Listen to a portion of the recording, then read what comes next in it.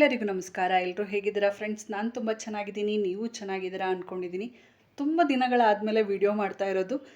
ಸ್ವಲ್ಪ ಇರುತ್ತಲ್ಲ ಪ್ರಾಬ್ಲಮ್ಸ್ ಅನ್ನೋದು, ಹಾಗಾಗಿ ತುಂಬ ಡಿಲೇ ಆಗಿ ವಿಡಿಯೋಸ್ ಮಾಡ್ತಾಯಿದ್ದೀನಿ. ಸಪೋರ್ಟ್ ಮಾಡಿ ವಿಡಿಯೋ ನೋಡಿ. ಹಾಗಾಗಿ ನಾನಿವತ್ತು ಮಾಡ್ತಾ ಇರೋದು, ನಾವು ಸಾಮಾನ್ಯವಾಗಿ ಮಧ್ಯಾಹ್ನಕ್ಕೆ ಊಟಕ್ಕೆ ಅಂತೇಳಿ ಮಾಡ್ಕೊಳ್ಳೋ ಅಂಥ 2 ಥರದ್ದು ಲಂಚ್ನ ರೆಡಿ ಮಾಡಿ ತೋರಿಸ್ತಾ ಇದ್ದೀನಿ. ಬನ್ನಿ ಹೇಗೆ ಮಾಡೋದು ಅಂತ ಹೇಳಿ ನೋಡ್ಕೊಂಬರೋಣ.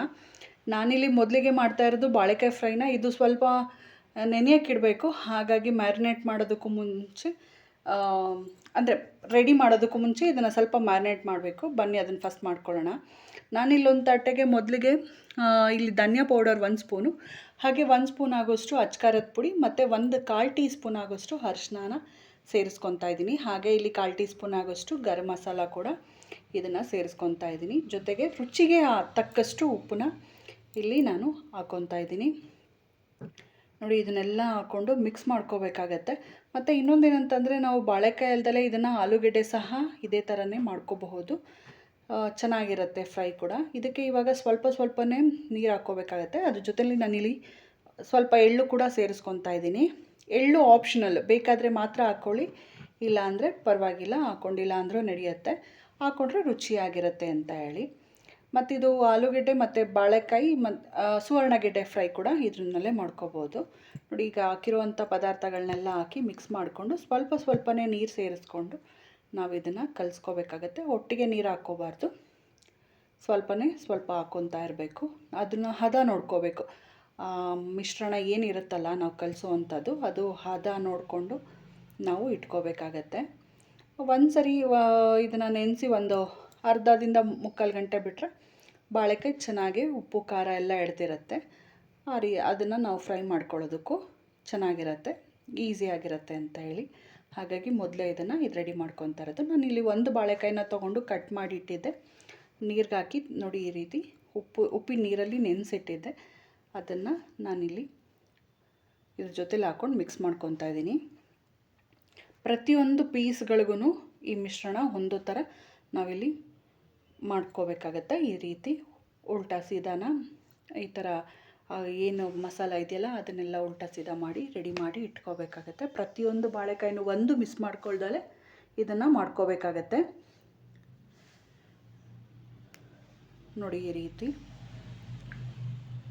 ತುಂಬ ರುಚಿಯಾಗಿರುತ್ತೆ. ಇದನ್ನು ಸಂಜೆ ಈವ್ನಿಂಗ್ ಸ್ನ್ಯಾಕ್ಸ್ ಕೂಡ ಆ ರೀತಿಯೂ ನಾವು ಮಾಡ್ಕೋಬಹುದು. ಮಕ್ಕಳಿಗೂ ಲಂಚ್ ಬಾಕ್ಸಿಗೆ ಬೇಕಂದರೆ, ದೊಡ್ಡವರಿಗೆ, ಅಥವಾ ಏನೂ ಇಲ್ಲ ಮನೆಯಲ್ಲಿ ಸೈಡ್ಸ್ಗೆ ಮೊಸರನ್ನ ಮಾಡ್ಕೊಂಡಾಗ ಅಂದಾಗಲೂ ಇದು ಒಳ್ಳೆ ಕಾಂಬಿನೇಷನ್ ಥರ ಆಗುತ್ತೆ.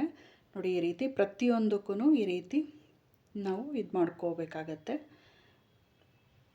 ನೋಡಿ, ಈ ಥರ ನೆನೆಯೋದಕ್ಕೆ ಇಡಬೇಕು. ಹಾಗಾಗಿ ಪ್ರತಿಯೊಂದಕ್ಕೂ ನಾವು ಈ ರೀತಿ ಮಾಡಿಟ್ಟಿದ್ದೀನಿ. ಇದನ್ನು ನಾನು ಇವಾಗ ತೆಗೆದಿಟ್ಟಿದ್ದೀನಿ, ಸಾಕು. ಇದನ್ನು ಮುಚ್ಚಿಟ್ಬಿಡ್ತೀನಿ. ಮೊದಲಿಗೆ ನಾನಿಲ್ಲಿ ಇವಾಗ ದಾಲ್ ಫ್ರೈ ಮಾಡ್ಕೊಳ್ಳೋದಕ್ಕೆ ರೆಡಿ ಮಾಡ್ಕೊತಾ ಇದ್ದೀನಿ. ಮೊದಲಿಗೆ ಒಂದು ಕುಕ್ಕರಿಗೆ 1 ಬಟ್ಲಾಗೋಷ್ಟು ತೊಗರಿಬೇಳೆ ತೊಗೊಂಡಿದ್ದೀನಿ. ನಾನು ತೊಗರಿಬೇಳೆಯಲ್ಲಿ ಇವತ್ತು ದಾಲ್ ಮಾಡ್ತಾ ಇರೋವಂಥದ್ದು. ಸೊ ಇಲ್ಲಿ 1 ಕಪ್ ಆಗೋಷ್ಟು ತೊಗರಿಬೇಳೆ ಹಾಕ್ಕೊಂಡು ಅದಕ್ಕೆ ಸಾಕಾಗುವಷ್ಟು ನೀರನ್ನ ಸೇರಿಸ್ಕೊತಾ ಇದ್ದೀನಿ. ನೋಡಿ, ಈ ತೊಗರಿಬೇಳೆ ಜೊತೆಲಿ ಹೆಸರುಬೇಳೆ ಕೂಡ ಸೇರಿಸ್ಕೋಬೋದು. ನಾನು ಅದನ್ನು ಆಲ್ರೆಡಿ ಮಾಡಿ ತೋರಿಸಿದ್ದೀನಿ. ಹಾಗಾಗಿ ಬರೀ ತೊಗರಿಬೇಳೆ ಮಾಡ್ತಾ ಇರೋದು. ಅದಕ್ಕೆ ಒಂದು ಸ್ವಲ್ಪ ಚಿಟಿಕೆ ಆಗೋಷ್ಟು ಅರಿಶಿನ, 1 ಸ್ಪೂನಷ್ಟು ಎಣ್ಣೆನ ಹಾಕ್ಕೋಬೇಕಾಗುತ್ತೆ. ಚೆನ್ನಾಗಿ ಬೇಯುತ್ತೆ ಅಂತ ಹೇಳಿ. ಇದನ್ನು ಇವಾಗ ಒಂದು 3ರಿಂದ 4 ವಿಷಲ್ ಕೂಗಿಸ್ಕೊಂಡ್ರೆ ಸಾಕು. ಬೇಳೆ ತುಂಬ ಚೆನ್ನಾಗಿ ಬೆಂದಿರುತ್ತೆ, ಸಾಫ್ಟಾಗಿ ಬೆಂದಿರುತ್ತೆ. ಆ ರೀತಿ ನೋಡಿ, ಈಗ ಬೇಳೆ ಬೆಂದಾಗಿದೆ. ನಾನು ವಿಷಲ್ ತೆಗೆದು ತೋರಿಸ್ತಾ ಇದ್ದೀನಿ. ಬೇಳೆನೂ ಚೆನ್ನಾಗಾಗಿದೆ. ನೋಡಿ, ಈ ರೀತಿ ಚೆನ್ನಾಗಾಗಿದೆ. ಇದನ್ನು ಬೇಳೆನ ಒಂದು ಈ ಥರ ಮಸಿಯೋದ್ರಲ್ಲಿ ಏನಿರುತ್ತಲ್ಲ ಮಂತು ಅಥವಾ ಈ ಥರ ಸ್ಪ್ಯಾಚುಲ ಇದು ತೊಗೊಂಡು ನೀಟಾಗಿ ಒಂದು ಸರಿ ನಾವು ಇದನ್ನು ಮಸ್ಕೊಂಡ್ರೆ ಆಯಿತು, ಚೆನ್ನಾಗಿರುತ್ತೆ. ನೋಡಿ, ಈ ರೀತಿ ಚೆನ್ನಾಗಾಗತ್ತೆ. ಇದನ್ನು ತೆಗೆದು ಪಕ್ಕದಲ್ಲಿ ಇಟ್ಕೊಂಬಿಡೋಣ. ಇದಕ್ಕಿವಾಗ ಮೊದಲಿಗೆ ಒಗ್ಗರಣೆನ ರೆಡಿ ಮಾಡ್ಕೊಂಬಿಡ್ತೀನಿ. ಇದಕ್ಕೆ ಅಂತ 1 ಟೇಬಲ್ ಸ್ಪೂನಷ್ಟು ನಾನಿಲ್ಲಿ ಎಣ್ಣೆ ಸೇರಿಸ್ಕೊತಾ ಇದ್ದೀನಿ. ತುಂಬ ಸಿಂಪಲ್ಲಾಗಿ ಮಾಡ್ಕೊಳ್ಳೋದ್ರಿಂದ ಬೇಗನೂ ಆಗುತ್ತೆ. ಈ ರೀತಿ ಲಂಚ್ನ ನಾವು ಸಾಮಾನ್ಯವಾಗಿ ಹೋಟ್ಲಿಗೆ ಹೋದಾಗೆ ಅಲ್ವಾ ತೊಗೊಳ್ಳೋ ಅಂಥದ್ದು. ಎಲ್ಲಾದರೂ ಹೊರಗಡೆ ಹೋದಾಗ ಸಡನ್ನಾಗೆ ಊಟಕ್ಕೆ ಆರ್ಡ್ರ್ ಮಾಡಿದಾಗ ಲಂಚ್ ಅಂತ ನಾವು ಹೋಟ್ಲಲ್ಲಿ ತೊಗೊತೀವಿ. ಅದೇ ಥರ ನಾವು ಮನೇಲಿ ಮಾಡ್ಕೊಳ್ಳೋದ್ರಿಂದ ತುಂಬ ರುಚಿಯಾಗಿರುತ್ತೆ, ಆರೋಗ್ಯವಾಗಿರುತ್ತೆ ಅಂತ ಹೇಳಿ ನಾನು ಟ್ರೈ ಮಾಡ್ತಾ ಇರೋದು. ಆವಾಗವಾಗ ನಾನು ಮಾಡ್ತಾನೇ ಇರ್ತೀನಿ. ಸೊ ನೀವು ನಿಮ್ಮ ಮನೇಲಿ ಈ ಥರ ಟ್ರೈ ಮಾಡಿ ಅಂತೇಳಿ ನಾನು ತೋರಿಸ್ತಾ ಇರೋವಂಥದ್ದು. ನೋಡಿ ಇಲ್ಲಿ ಎಣ್ಣೆ ಹಾಕಿ ಬಿಸಿ ಮಾಡಿದ್ನಲ್ಲ, ಅದಕ್ಕೆ ಈಗ ಸಾಸಿವೆ, ಜೀರಿಗೆ, ಒಣಮೆಣಸಿನ್ಕಾಯಿ, ಕರಿಬೇವಿನ ಸೊಪ್ಪು ಹಾಕ್ಕೊಂಡು ಫ್ರೈ ಮಾಡಿಕೊಂಡೆ. ಅದಕ್ಕೇ ಒಂದು ಅರ್ಧ ಈರುಳ್ಳಿ ಆಗೋಷ್ಟು ನಾನಿಲ್ಲಿ ಸೇರಿಸ್ಕೊತಾ ಇದ್ದೀನಿ. ನಾವು ಕಡಿಮೆ ಪ್ರಮಾಣದಲ್ಲಿ ಮಾಡಿದ್ರೂ 5-6 ಜನ ಆರಾಮಾಗಿ ಊಟ ಮಾಡಬಹುದು. ಏಕೆಂದರೆ ಒಂದೇ ಥರ ಅಡುಗೆ ಇರೋದಿಲ್ವಲ್ಲ, 4-5 ಥರ ಇದ್ದಾಗ ನಾವು ಎಲ್ಲ ಸಫಿಷಿಯೆಂಟಾಗಿ ಊಟನ ಮಾಡ್ಕೋಬೋದು. ಹಾಗಾಗಿ ನಾನೆಲ್ಲ ಇಲ್ಲಿ ಕಡಿಮೆನೇ ಮಾಡ್ಕೊತಾ ಇರೋದು. ನಾನು ಇಲ್ಲೊಂದು 5-6 ಜನ ಆರಾಮಾಗಿ ಊಟ ಮಾಡೋ ಅಷ್ಟು ನಾನು ಮಾಡ್ಕೊಂಡಿದ್ದೀನಿ ಇವತ್ತು. ನೋಡಿ ಈ ಥರ ಈರುಳ್ಳಿನೂ ಹಾಕ್ಕೊಂಡು ನಾವು ಚೆನ್ನಾಗಿ ಫ್ರೈ ಮಾಡ್ಕೋಬೇಕಾಗತ್ತೆ. ಆದಷ್ಟು ಈರುಳ್ಳಿ ಕೆಂಪಾಗೋವರೆಗೂ ಹುರ್ಕೊತಾ ಇರಿ, ಆವಾಗ ರುಚಿಯಾಗಿರುತ್ತೆ. ಮತ್ತು ಇನ್ನೊಂದು ತುಂಬ ಬೇಗ ಮಾಡ್ಕೊಳ್ಳೋ ಅಂಥದ್ದು, ಯಾರಾದರೂ ಗೆಸ್ಟ್ಗಳು ಮನೆಗೆ ಬಂದಾಗೂ ಕೂಡ ನಾವು ಇದನ್ನು ಬೇಗ ಮಾಡ್ಕೋಬಹುದು. ತುಂಬ ಸಮಯ ಹಿಡಿಯೋದಿಲ್ಲ. ಇಷ್ಟೆಲ್ಲ ಮಾಡೋದಕ್ಕೆ ಕಡಿಮೆ ಅಂದರೂ 1 ಅವರ್ ಒಳಗಡೆ ನಾವು ಇದನ್ನೆಲ್ಲ ಆರಾಮಾಗಿ ಮುಗಿಸ್ಕೊಂಡ್ಬಿಡ್ಬಹುದು. ವೆಜಿಟೇರಿಯನ್ ಆದರೆ ಯಾರಾದರೂ ಮನೆಗೆ ಬಂದರು ಅಂತೇಳಿ ಅಂದರೆ ಈ ರೀತಿ ಮಾಡಿ, ತುಂಬ ಚೆನ್ನಾಗಿರುತ್ತೆ. ನೋಡಿ ಈಗ ಈರುಳ್ಳಿ ಫ್ರೈ ಆಗಿರೋ ಸಾಕು. ಇದಕ್ಕೆ 1 ಟೀ ಸ್ಪೂನ್ ಆಗೋಷ್ಟು ಶುಂಠಿ ಬೆಳ್ಳುಳ್ಳಿ ಪೇಸ್ಟ್ ಕೂಡ ಸೇರಿಸ್ಕೊತಾ ಇದ್ದೀನಿ. ಅದನ್ನು ಅಷ್ಟೇ ಹಸಿ ವಾಸನೆ ಹೋಗೋವರೆಗೂ ಫ್ರೈ ಮಾಡ್ಕೊಂಬಿಡೋಣ. ನೋಡಿ ಈ ರೀತಿ ಫ್ರೈ ಮಾಡ್ಕೊಳ್ಳೋಣ. ಇವಾಗ ಮೊದಲಿಗೆ ನಾನಿಲ್ಲಿ ಒಂದು ಚಿಕ್ಕದು ಟೊಮೆಟೊನ ಕಟ್ ಮಾಡಿ ಇಟ್ಕೊಂಡಿದ್ದೆ, ಅದನ್ನು ಕೂಡ ಇದ್ರ ಜೊತೆಯಲ್ಲೇ ಸೇರಿಸ್ಕೊಂಡು ಬಾಡಿಸ್ಕೊತೀನಿ. ಆದಷ್ಟು ಟೊಮೆಟೊ ಸಾಫ್ಟಾಗೆ ಮೆತ್ತಗಾಗಬೇಕು, ಅಲ್ಲಿವರೆಗೂ ನಾವು ಇದನ್ನು ಹುರ್ಕೋಬೇಕಾಗತ್ತೆ. ನಾವು ಅಡುಗೆ ಮಾಡೋದು ಮುಖ್ಯ ಅಲ್ಲ ನನ್ನ ಪ್ರಕಾರ ಫ್ರೆಂಡ್ಸ್. 4 ಜನ ಅದನ್ನು ಊಟ ಮಾಡಿ ಚೆನ್ನಾಗಿದೆ ಅಂದಾಗ ನಮಗೆ ತುಂಬ ಖುಷಿ ಆಗುತ್ತಲ್ಲ, ಅದು ನಾವು ಮಾಡಿರೋ ಅಡುಗೆಗೆ ಆಗೋವಂಥ ಒಂದು ಪ್ರಶಂಸೆ, ಖುಷಿ ಅಂತೇಳಿ ನಾನು ಅಂದ್ಕೊತೀನಿ. ಹಾಗಾಗಿ ನನಗೆ ಅಡುಗೆ ಮಾಡೋದು ಅಂದರೆ ತುಂಬ ಇಷ್ಟ ಆಗುತ್ತೆ. ನೋಡಿ ಈ ರೀತಿ ಫ್ರೈ ಮಾಡ್ಕೊಳ್ಳೋಣ. ಈ ಥರ ಸಾಫ್ಟ್ ಆಗಬೇಕು.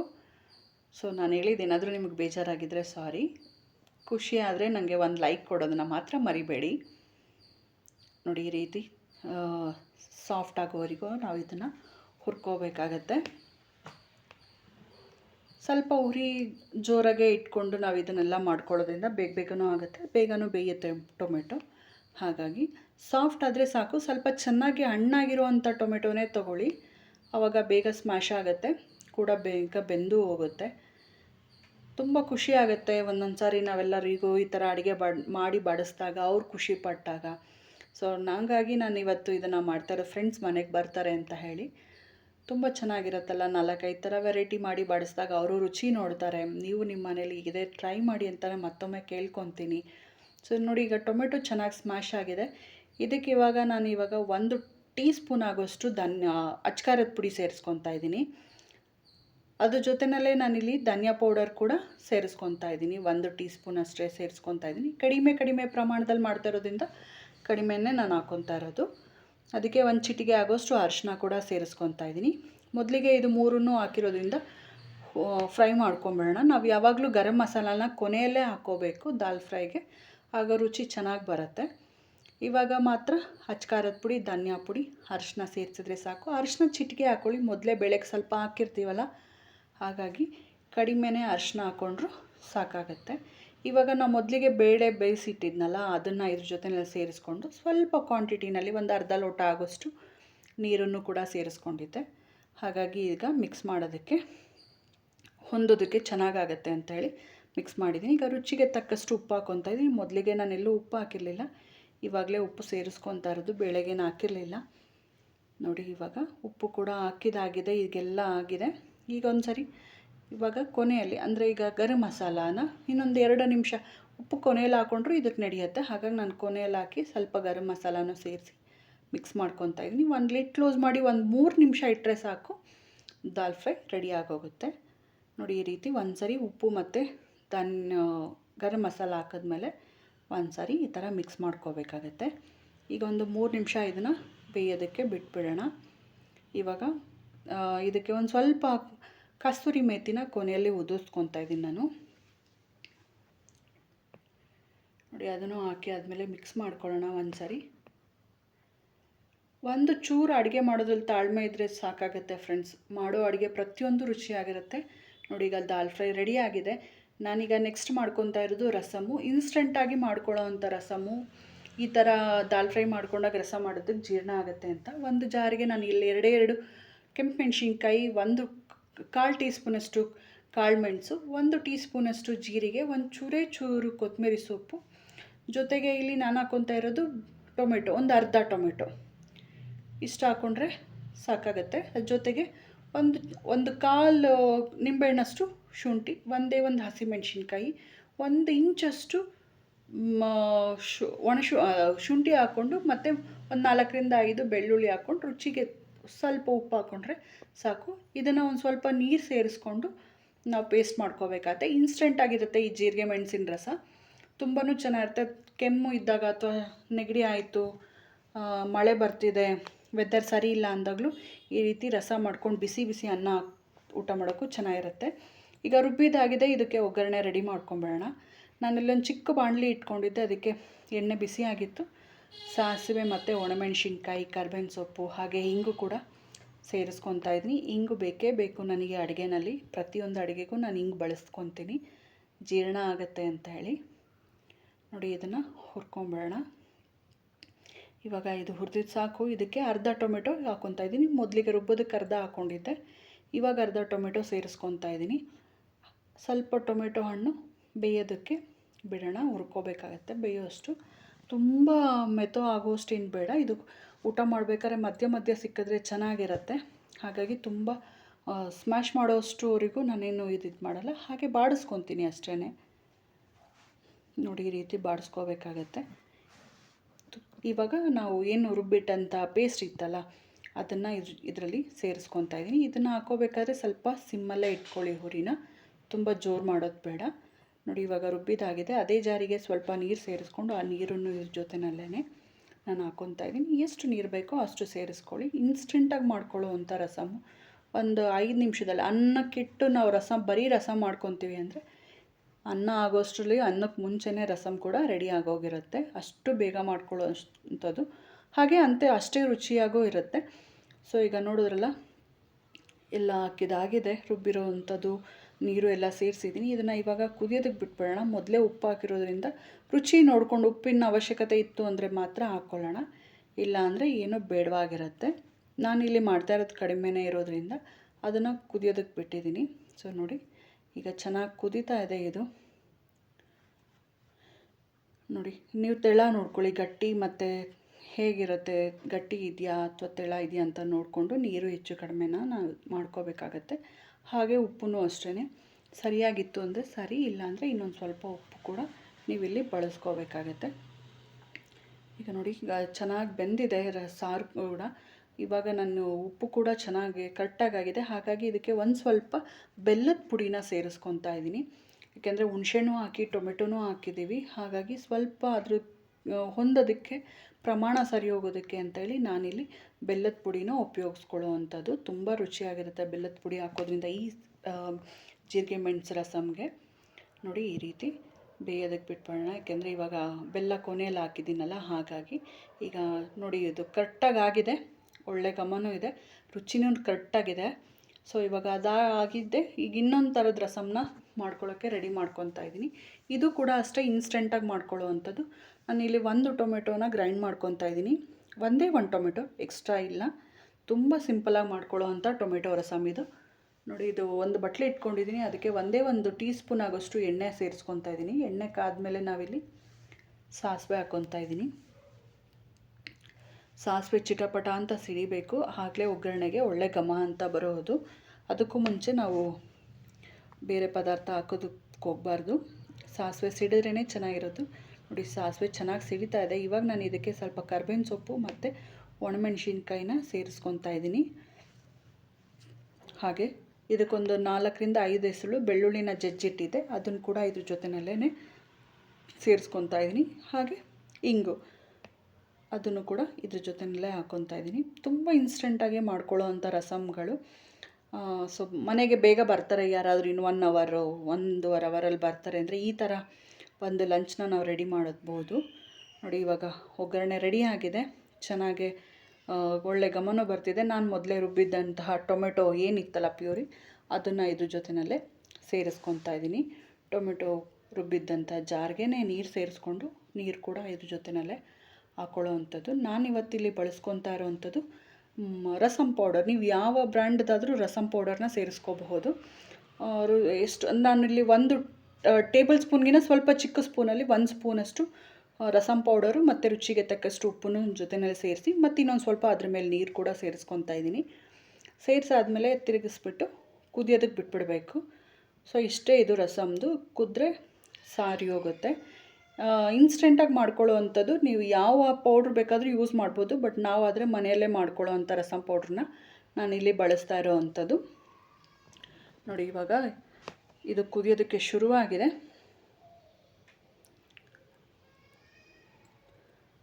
ಈ ಟೊಮೆಟೊ ರಸಮ್ ಕೂಡ ಹಾಗೇ ಒಂದು ಕಡೆ ಅನ್ನಕ್ಕಿಟ್ಟು ಇನ್ನೊಂದು ಕಡೆ ಈ ರಸಮ್ನ ಮಾಡ್ಕೊಂಡು ಒಂದು ಹಪ್ಳ ಇಟ್ಕೊಂಡ್ರೆ ಏನೂ ಬೇಡಪ್ಪ ಅಷ್ಟು ಚೆನ್ನಾಗಿರುತ್ತೆ, ಬೇರೆ ಊಟನೇ ಬೇಡ ಅನ್ನೋ ಥರ ಇರುತ್ತೆ. ತುಂಬ ರುಚಿಯಾಗಿರುತ್ತೆ.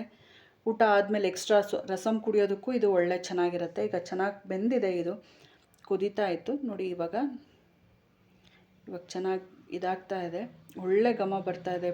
ನಾವು ಅದು ಒಂದು ಕುದಿ ಬರ್ತಿದ್ದಂಗೆ ನಮಗೆ ರಸದ್ದು ವಾಸನೆ ಬರ್ತಿರುತ್ತಲ್ಲ, ಅದ್ರಲ್ಲಿ ಗೊತ್ತಾಗುತ್ತೆ ಎಷ್ಟು ಚೆನ್ನಾಗಿ ಬೆಂದಿದೆ ಅಂತ ಹೇಳಿ. ಅಡುಗೆ ಮಾಡೋದು ಒಂದು ದೊಡ್ಡದು ಕಲೆ ಅಂತ ಏನಿಲ್ಲ, ಕಲಿತಾ ಅದೊಂದು ಒಂದು ಅನುಭವ ನಮ್ಗಳಿಗೆ ಅಂತೇಳಿ ನಾನು ಅಂದ್ಕೊತೀನಿ. ಎಷ್ಟು ಕಲಿತ್ರೂ ಸಾಕಾಗಲ್ಲ. ಯಾರಾದರೂ ಒಂದು ಹೊಸ ಅಡುಗೆ ಹೇಳ್ಕೊಟ್ರು ಅದನ್ನು ಟ್ರೈ ಮಾಡಬೇಕು ಅನ್ನೋ ಮನಸ್ಸು ಬರುತ್ತೆ. ಸೊ ನಾನು ಪ್ರತಿಯೊಂದನ್ನು ಹಾಗೆ ಮಾಡ್ತೀನಿ, ಕಲಿಯೋದಕ್ಕೆ ಅಂತಲೇ ಇಷ್ಟಪಡ್ತೀನಿ. ನೋಡಿ ಟೊಮೆಟೊ ಸಾರು ಇವಾಗ ಬೆಂದಿದೆ, ಒಳ್ಳೆ ಘಮ ಕುದೀತಾ ಇದೆ, ಚೆನ್ನಾಗೂ ಅನ್ನಿಸ್ತಾ ಇದೆ. ಒಂದು ಸರಿ ರುಚಿ ನೋಡ್ಕೊಂಬಿಡ್ತೀನಿ ನಾನು ಕರೆಕ್ಟಾಗಿದೆಯಾ ಅಂತ, ಯಾಕೆಂದರೆ ನಾನು ಹಾಕಿರೋ ಉಪ್ಪು ಕರೆಕ್ಟಾಗಿ ಆಗುತ್ತಾ ಇಲ್ಲೋ ಅಂತೇಳಿ. ನೋಡಿ ಇವಾಗ ಸಾರು ಕರೆಕ್ಟಾಗಿ ಆಗಿದೆ, ಸಾಕಾಗುತ್ತೆ ಇದನ್ನ. ಈಗ ನೆಕ್ಸ್ಟು ನಾನು ಮಾಡ್ತಾ ಇರೋದು, ಇಲ್ಲಿ ಒಂದು ಬಾಣಲಿ ಇಟ್ಕೊಂಡಿದ್ದೀನಿ. ಅದಕ್ಕೆ ಇಲ್ಲಿ ಸಾಸಿವೆ ಮತ್ತು ಒಣಮೆಣ್ಸಿನ್ಕಾಯಿ ಸೇರಿಸ್ಕೊತಾ ಇದ್ದೀನಿ. ಹಾಗೆ ಕರ್ಬೇವಿನ ಸೊಪ್ಪು ಕೂಡ ಸೇರಿಸ್ಕೊತಾ ಇದ್ದೀನಿ. ನೋಡಿ ನಾವು ಒಗ್ಗರಣೆಯಲ್ಲಿ ಎಲ್ಲ ಪ್ರತಿಯೊಂದು ಹಾಕೋ ಪದಾರ್ಥಗಳು ಚೆನ್ನಾಗಿ ಫ್ರೈ ಆದರೆ ಮಾತ್ರನೇ ಒಂದು ಒಗ್ಗರಣೆ ಅಂತ ಹೇಳಿ ಇದು ಚೆನ್ನಾಗಿ ಅನಿಸೋದು. ನೋಡಿ ಇದನ್ನು ಫಸ್ಟ್ ಹುರ್ಕೊಂಬಿಡೋಣ. ಈಗ ಒಂದೇ ಒಂದು 1/4 ಭಾಗದಷ್ಟು ಈರುಳ್ಳಿನ ಕಟ್ ಮಾಡಿ ಇಟ್ಕೊಂಡಿದ್ದೆ, ಅದನ್ನು ಕೂಡ ಇದು ಜೊತೆಯಲ್ಲೇ ಹಾಕ್ಕೊಂಡು ಹುರ್ಕೊತಾ ಇದ್ದೀನಿ. ಚೆನ್ನಾಗಿ ಫ್ರೈ ಆಗಲಿ, ಈರುಳ್ಳಿನೂ ಚೆನ್ನಾಗಿ ಗಮ್ ಅಂತ ಹೇಳಿ ಒಳ್ಳೆ ಪರಿಮಳ ಬರುತ್ತೆ. ನೋಡಿ ಈ ರೀತಿ ನಾವು ಹುರ್ಕೋಬೇಕಾಗತ್ತೆ. ಇವಾಗ ನಾನು ಬೇಳೆ ಬೆಂದಿದ್ದನ್ನ ನೀರು ಹಾಕ್ತಾಯಿದ್ದೀನಿ. ನಾನು ಇದು ಏನು ಮಾಡ್ತಾಯಿದ್ದೀನಿ ಅಂತ ನಿಮಗೆ ಮೊದಲು ಹೇಳಲಿಲ್ಲ ಅಲ್ಲ, ನುಗ್ಗೆಕಾಯಿ ಸಾರು ಮಾಡ್ಕೊತಾ ಇದ್ದೀನಿ. ಮೊದಲೇ ಬೇಳೆ ಕಟ್ಟು ರೆಡಿ ಮಾಡಿ ಇಟ್ಕೊಂಡಿದ್ದೆ. ಬೇಳೆ ಬೇಯಿಸಿ ಚೆನ್ನಾಗಿ ಬೇಯಿಸಿ ಇಟ್ಕೊಂಡಿದ್ದೆ. ಅದು ಬೇಳೆ ಬೆಂದಷ್ಟು ಕಟ್ಟು ಚೆನ್ನಾಗಿ ಬಿಡುತ್ತೆ. ಹಾಗಾಗಿ ಈ ಬೇಳೆ ಕಟ್ಟು ಇಟ್ಟಿಟ್ಟಿದ್ನಲ್ಲ, ಹಾಗಾಗಿ ಇನ್ಸ್ಟೆಂಟಾಗೆ ಮಾಡ್ಕೊಳ್ಳೋ ಅಂಥದ್ದು ಇದು ಕೂಡ. ಇವಾಗ ಮೊದಲೇ ಕಟ್ ಮಾಡಿ ಇಟ್ಕೊಂಡಂಥ ನುಗ್ಗೆಕಾಯಿ ಕೂಡ ಇಲ್ಲಿ ಹಾಕಿದ್ದೀನಿ. ನುಗ್ಗೆಕಾಯಿ ಅದು ಬೇಯೋ ಅಷ್ಟರಲ್ಲಿ ಇದಕ್ಕೊಂದು ಮಸಾಲೆ ರೆಡಿ ಮಾಡ್ಕೊಂಬಿಡೋಣ. ಒಂದೇ ಒಂದು ಈರುಳ್ಳಿ ಸೇರಿಸ್ಕೊಂಡು ಒಂದು ಟೊಮೆಟೊ ಸೇರಿಸ್ಕೊತಾ ಇದ್ದೀನಿ ಒಂದು ಜಾರಿಗೆ. ಹಾಗೆ ಮನೇಲೇ ಮಾಡ್ಕೊಂಡಿರೋಂಥ ಬೇಳೆ ಸಾರಿಗೆ ಅಂತೇಳಿ, ಸಾರಿನ ಪುಡಿ ಅಂತೇಳಿ ನಾವು ಹೇಳ್ತೀವಿ. ನೀವು ಮನೇಲಿ ಮಾಡ್ಕೊಳ್ಳೋ ಅಂಥ ಸಾರಿನ ಪುಡಿನ ಇದಕ್ಕೆ ಸೇರಿಸ್ಕೊಳ್ಳಿ ಖಾರ ನೋಡಿಕೊಂಡು. ನಾನಿಲ್ಲಿ 1 ಟೇಬಲ್ ಸ್ಪೂನ್, ದೊಡ್ಡ ಸ್ಪೂನ್ ನಮ್ಮದು, ಹಾಗಾಗಿ 1 ಸ್ಪೂನ್ ಸೇರಿಸ್ಕೊಂಡು ಅದಕ್ಕೆ ಸ್ವಲ್ಪ ನೀರು ಸೇರಿಸ್ಕೊತಾ ಇದ್ದೀನಿ. ನಾನು ಸಾಮಾನ್ಯವಾಗಿ ಸಾರು ಮಾಡಿದಾಗ ಯಾವುದಕ್ಕೂ ತೆಂಗಿನಕಾಯಿ ಬಳಸೋದಿಲ್ಲ, ಹಾಗೇ ಮಾಡೋ ಅಂಥದ್ದು. ನೋಡಿ ಖಾರ ರೆಡಿಯಾಗಿದೆ. ಈ ಕಡೆ ನುಗ್ಗೆಕಾಯಿ ಕೂಡ ಚೆನ್ನಾಗಿ ಬೇಯ್ತಾ ಇದೆ. ನಾವು ಈ ನುಗ್ಗೆಕಾಯಿ ಒಂದು 50 ಭಾಗ ಬೆಂದಿರುತ್ತಲ್ಲ, ಆವಾಗ ಖಾರ ಹಾಕ್ಕೊಂಡ್ರು ಬೇಗ ಆಗುತ್ತೆ. ನೋಡಿ ಇವಾಗ ನುಗ್ಗೆಕಾಯಿ ಒಂದು ಅರ್ಧ ಬೆಂದಿದೆ, ಅದಕ್ಕೇ ನಾನು ರುಬ್ಬಿದಂಥ ಖಾರ ಕೂಡ ಇದರಲ್ಲಿ ಸೇರಿಸ್ಕೊತಾ ಇದ್ದೀನಿ. ನೋಡಿ ಇದು ಅದೇ ಜಾರಿಗೆ ಸ್ವಲ್ಪ ನೀರು ಕೂಡ ಸೇರಿಸ್ಕೊಂಡು ನಾನು ಇದಕ್ಕೆ ಹಾಕ್ಕೊತಾ ಇದ್ದೀನಿ. ನುಗ್ಗೆಕಾಯಿ ಸಾರನ್ನು ಕೂಡ ಹಾಗೇ ನುಗ್ಗೆಕಾಯಿಗೆ ಮೊದಲೇ ಬೇಳೆ ಬೇಯಿಸಿ ಇಟ್ಕೊಂಡ್ರೆ ಇದು ಕೂಡ ಬೇಗ ಆಗುತ್ತೆ. ಮಾನ್ಯವಾಗಿ ಕುಕ್ಕರಲ್ಲಿ ಕೂಗಿಸಿದ್ರೆ ನುಗ್ಗೆಕಾಯಿ ಒಡೆದೋಗುತ್ತೆ ಅಂತಲೇ ಯಾರೂ ಮಾಡೋದಿಲ್ಲ. ಒಂದು ಪಾತ್ರೆ ಅಥವಾ ಬಾಣಲಿನಲ್ಲೇ ಮಾಡ್ಕೊಳ್ಳೋ ಅಂಥದ್ದು. ಹಾಗೆ ನಾನು ಕೂಡ ಹಾಗೆ ಮಾಡ್ಕೊಳ್ಳೋ ಅಂಥದ್ದು. ಬಾಣಲಿಯಲ್ಲಿ ಮಾಡ್ಕೊಳ್ಳೋದಂದರೆ ನುಗ್ಗೆಕಾಯಿ ಹಾಗೇ ಇರುತ್ತೆ, ತುಂಬ ಸ್ಮ್ಯಾಶಾಗಿ ಬೆಂದೋಗಲ್ಲ, ಒಳ್ಳೆ ಪ್ರಮಾಣದಲ್ಲಿ ಬೆಂದಿರುತ್ತೆ. ನುಗ್ಗೆಕಾಯಿ ತುಂಬ ಸಮಯ ಏನು ಹಿಡಿಯೋದಿಲ್ಲ ಬೇಯೋದಕ್ಕೆ. ನೋಡಿ ಈಗ ಖಾರ ಎಲ್ಲ ಹಾಕಿದಾಗಿದೆ. ಅದಕ್ಕೆ ರುಚಿಗೆ ತಕ್ಕಷ್ಟು ಉಪ್ಪು ಕೂಡ ಸೇರಿಸ್ಕೊಂಡ್ಬಿಟ್ಟು ಕುದಿಯೋದಕ್ಕೆ ಬಿಟ್ಬಿಡೋಣ. ಒಂದು 5 ನಿಮಿಷದಲ್ಲಿ ಬೆಂದೋಗುತ್ತೆ, ಯಾಕೆಂದರೆ ಈಗ ನುಗ್ಗೆಕಾಯಿ ಆಲ್ರೆಡಿ ಅರ್ಧ ಭಾಗ ಬೆಂದಿದೆ. ಈಗ ಖಾರ ಮಾತ್ರ ಬೇಯಬೇಕಾಗಿರೋ ಅಂಥದ್ದು. ಹಾಗಾಗಿ ಖಾರ ಬೇಯ್ತಾ ಕಲರು ಬದಲಾಗತ್ತಲ್ಲ, ನಮಗೆ ಗೊತ್ತಾಗತ್ತೆ. ಆವಾಗ ನುಗ್ಗೆಕಾಯಿ ಬಣ್ಣನೂ ಸ್ವಲ್ಪ ಬದಲಾಗತ್ತೆ. ನೋಡಿ ಈಗ ಚೆನ್ನಾಗಿ ಖಾರ ಬೆಂದಿದೆ.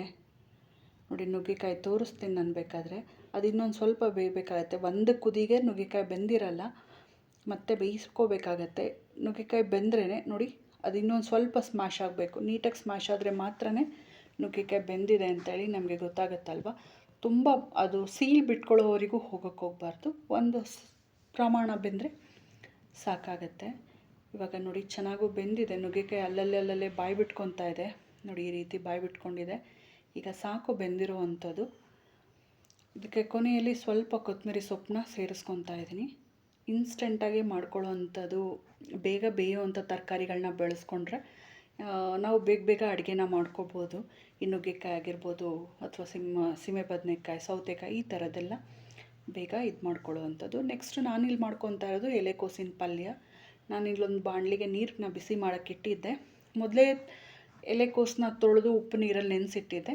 ಅದನ್ನು ಕೂಡ ಇದ್ರ ಜೊತೆಯಲ್ಲೇ ಸೇರಿಸ್ಕೊತಾ ನೀರು ಬಿಸಿ ಆಗಿದ್ದಕ್ಕೆ. ಇದಕ್ಕೆ ಒಂದು ಚಿಟಿಕೆ ಆಗೋಷ್ಟು ಅರಿಶಿನ. ಎಲೆಕೋಸನ್ನ ನಾವು ಯಾವಾಗಲೇ ಕಟ್ ಮಾಡಿದ್ರು ಉಪ್ಪು ನೀರಲ್ಲೇ ಸೇರಿಸ್ಕೋಬೇಕು.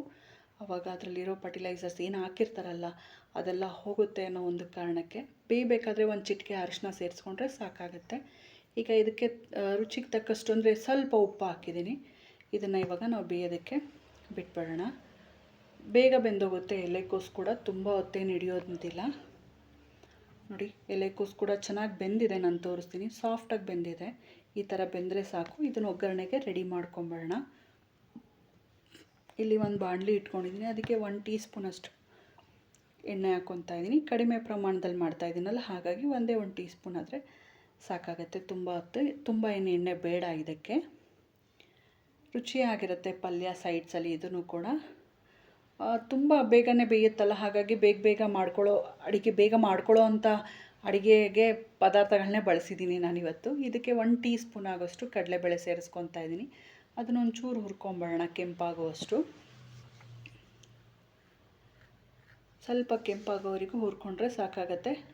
ಕಡಲೆಬೇಳೆ ಬೇಗ ಕೆಂಪಾಗೋದಿಲ್ಲಲ್ಲ, ಹಾಗಾಗಿ ಮೊದಲಿಗೆ 1-2 ನಿಮಿಷ ಹಾಕ್ಕೊಂಡ್ರೆ ಸಾಕು. ಅದ್ರ ಜೊತೆಯಲ್ಲೇ ಇವಾಗ ನಾನು ಸಾಸಿವೆ ಸೇರಿಸ್ಕೊತಾ ಇದ್ದೀನಿ. 1 ಚಿಟಿಕೆ ಆಗೋಷ್ಟು, ತುಂಬ ಬೇಡ, 1 ಚಿಟಿಕೆ ಆಗೋಷ್ಟು ಜೀರಿಗೆ ಸೇರಿಸ್ಕೊಂಡು ಒಂದೇ ಒಂದು ಮೆಣಸಿನ್ಕಾಯಿನ ಒಣಮೆಣ್ಸಿನ್ಕಾಯಿನ ಕಟ್ ಮಾಡಿ ಹಾಕ್ಕೊಂಡಿದ್ದೀನಿ. ಒಂದು 4-5 ಎಸಳು ಕರಿಬೇವಿನ ಸೊಪ್ಪು ಕೂಡ ಇದ್ರ ಜೊತೆಯಲ್ಲೇ ಸೇರಿಸ್ಕೊತಾ ಇದ್ದೀನಿ. ಜೊತೆಗೆ ಒಂದು ಸ್ವಲ್ಪ ಹಿಂಗು, ಚಿಟಿಕೆ ಅಂತಲೇ ಅಂದ್ಕೊಳ್ಳಿ.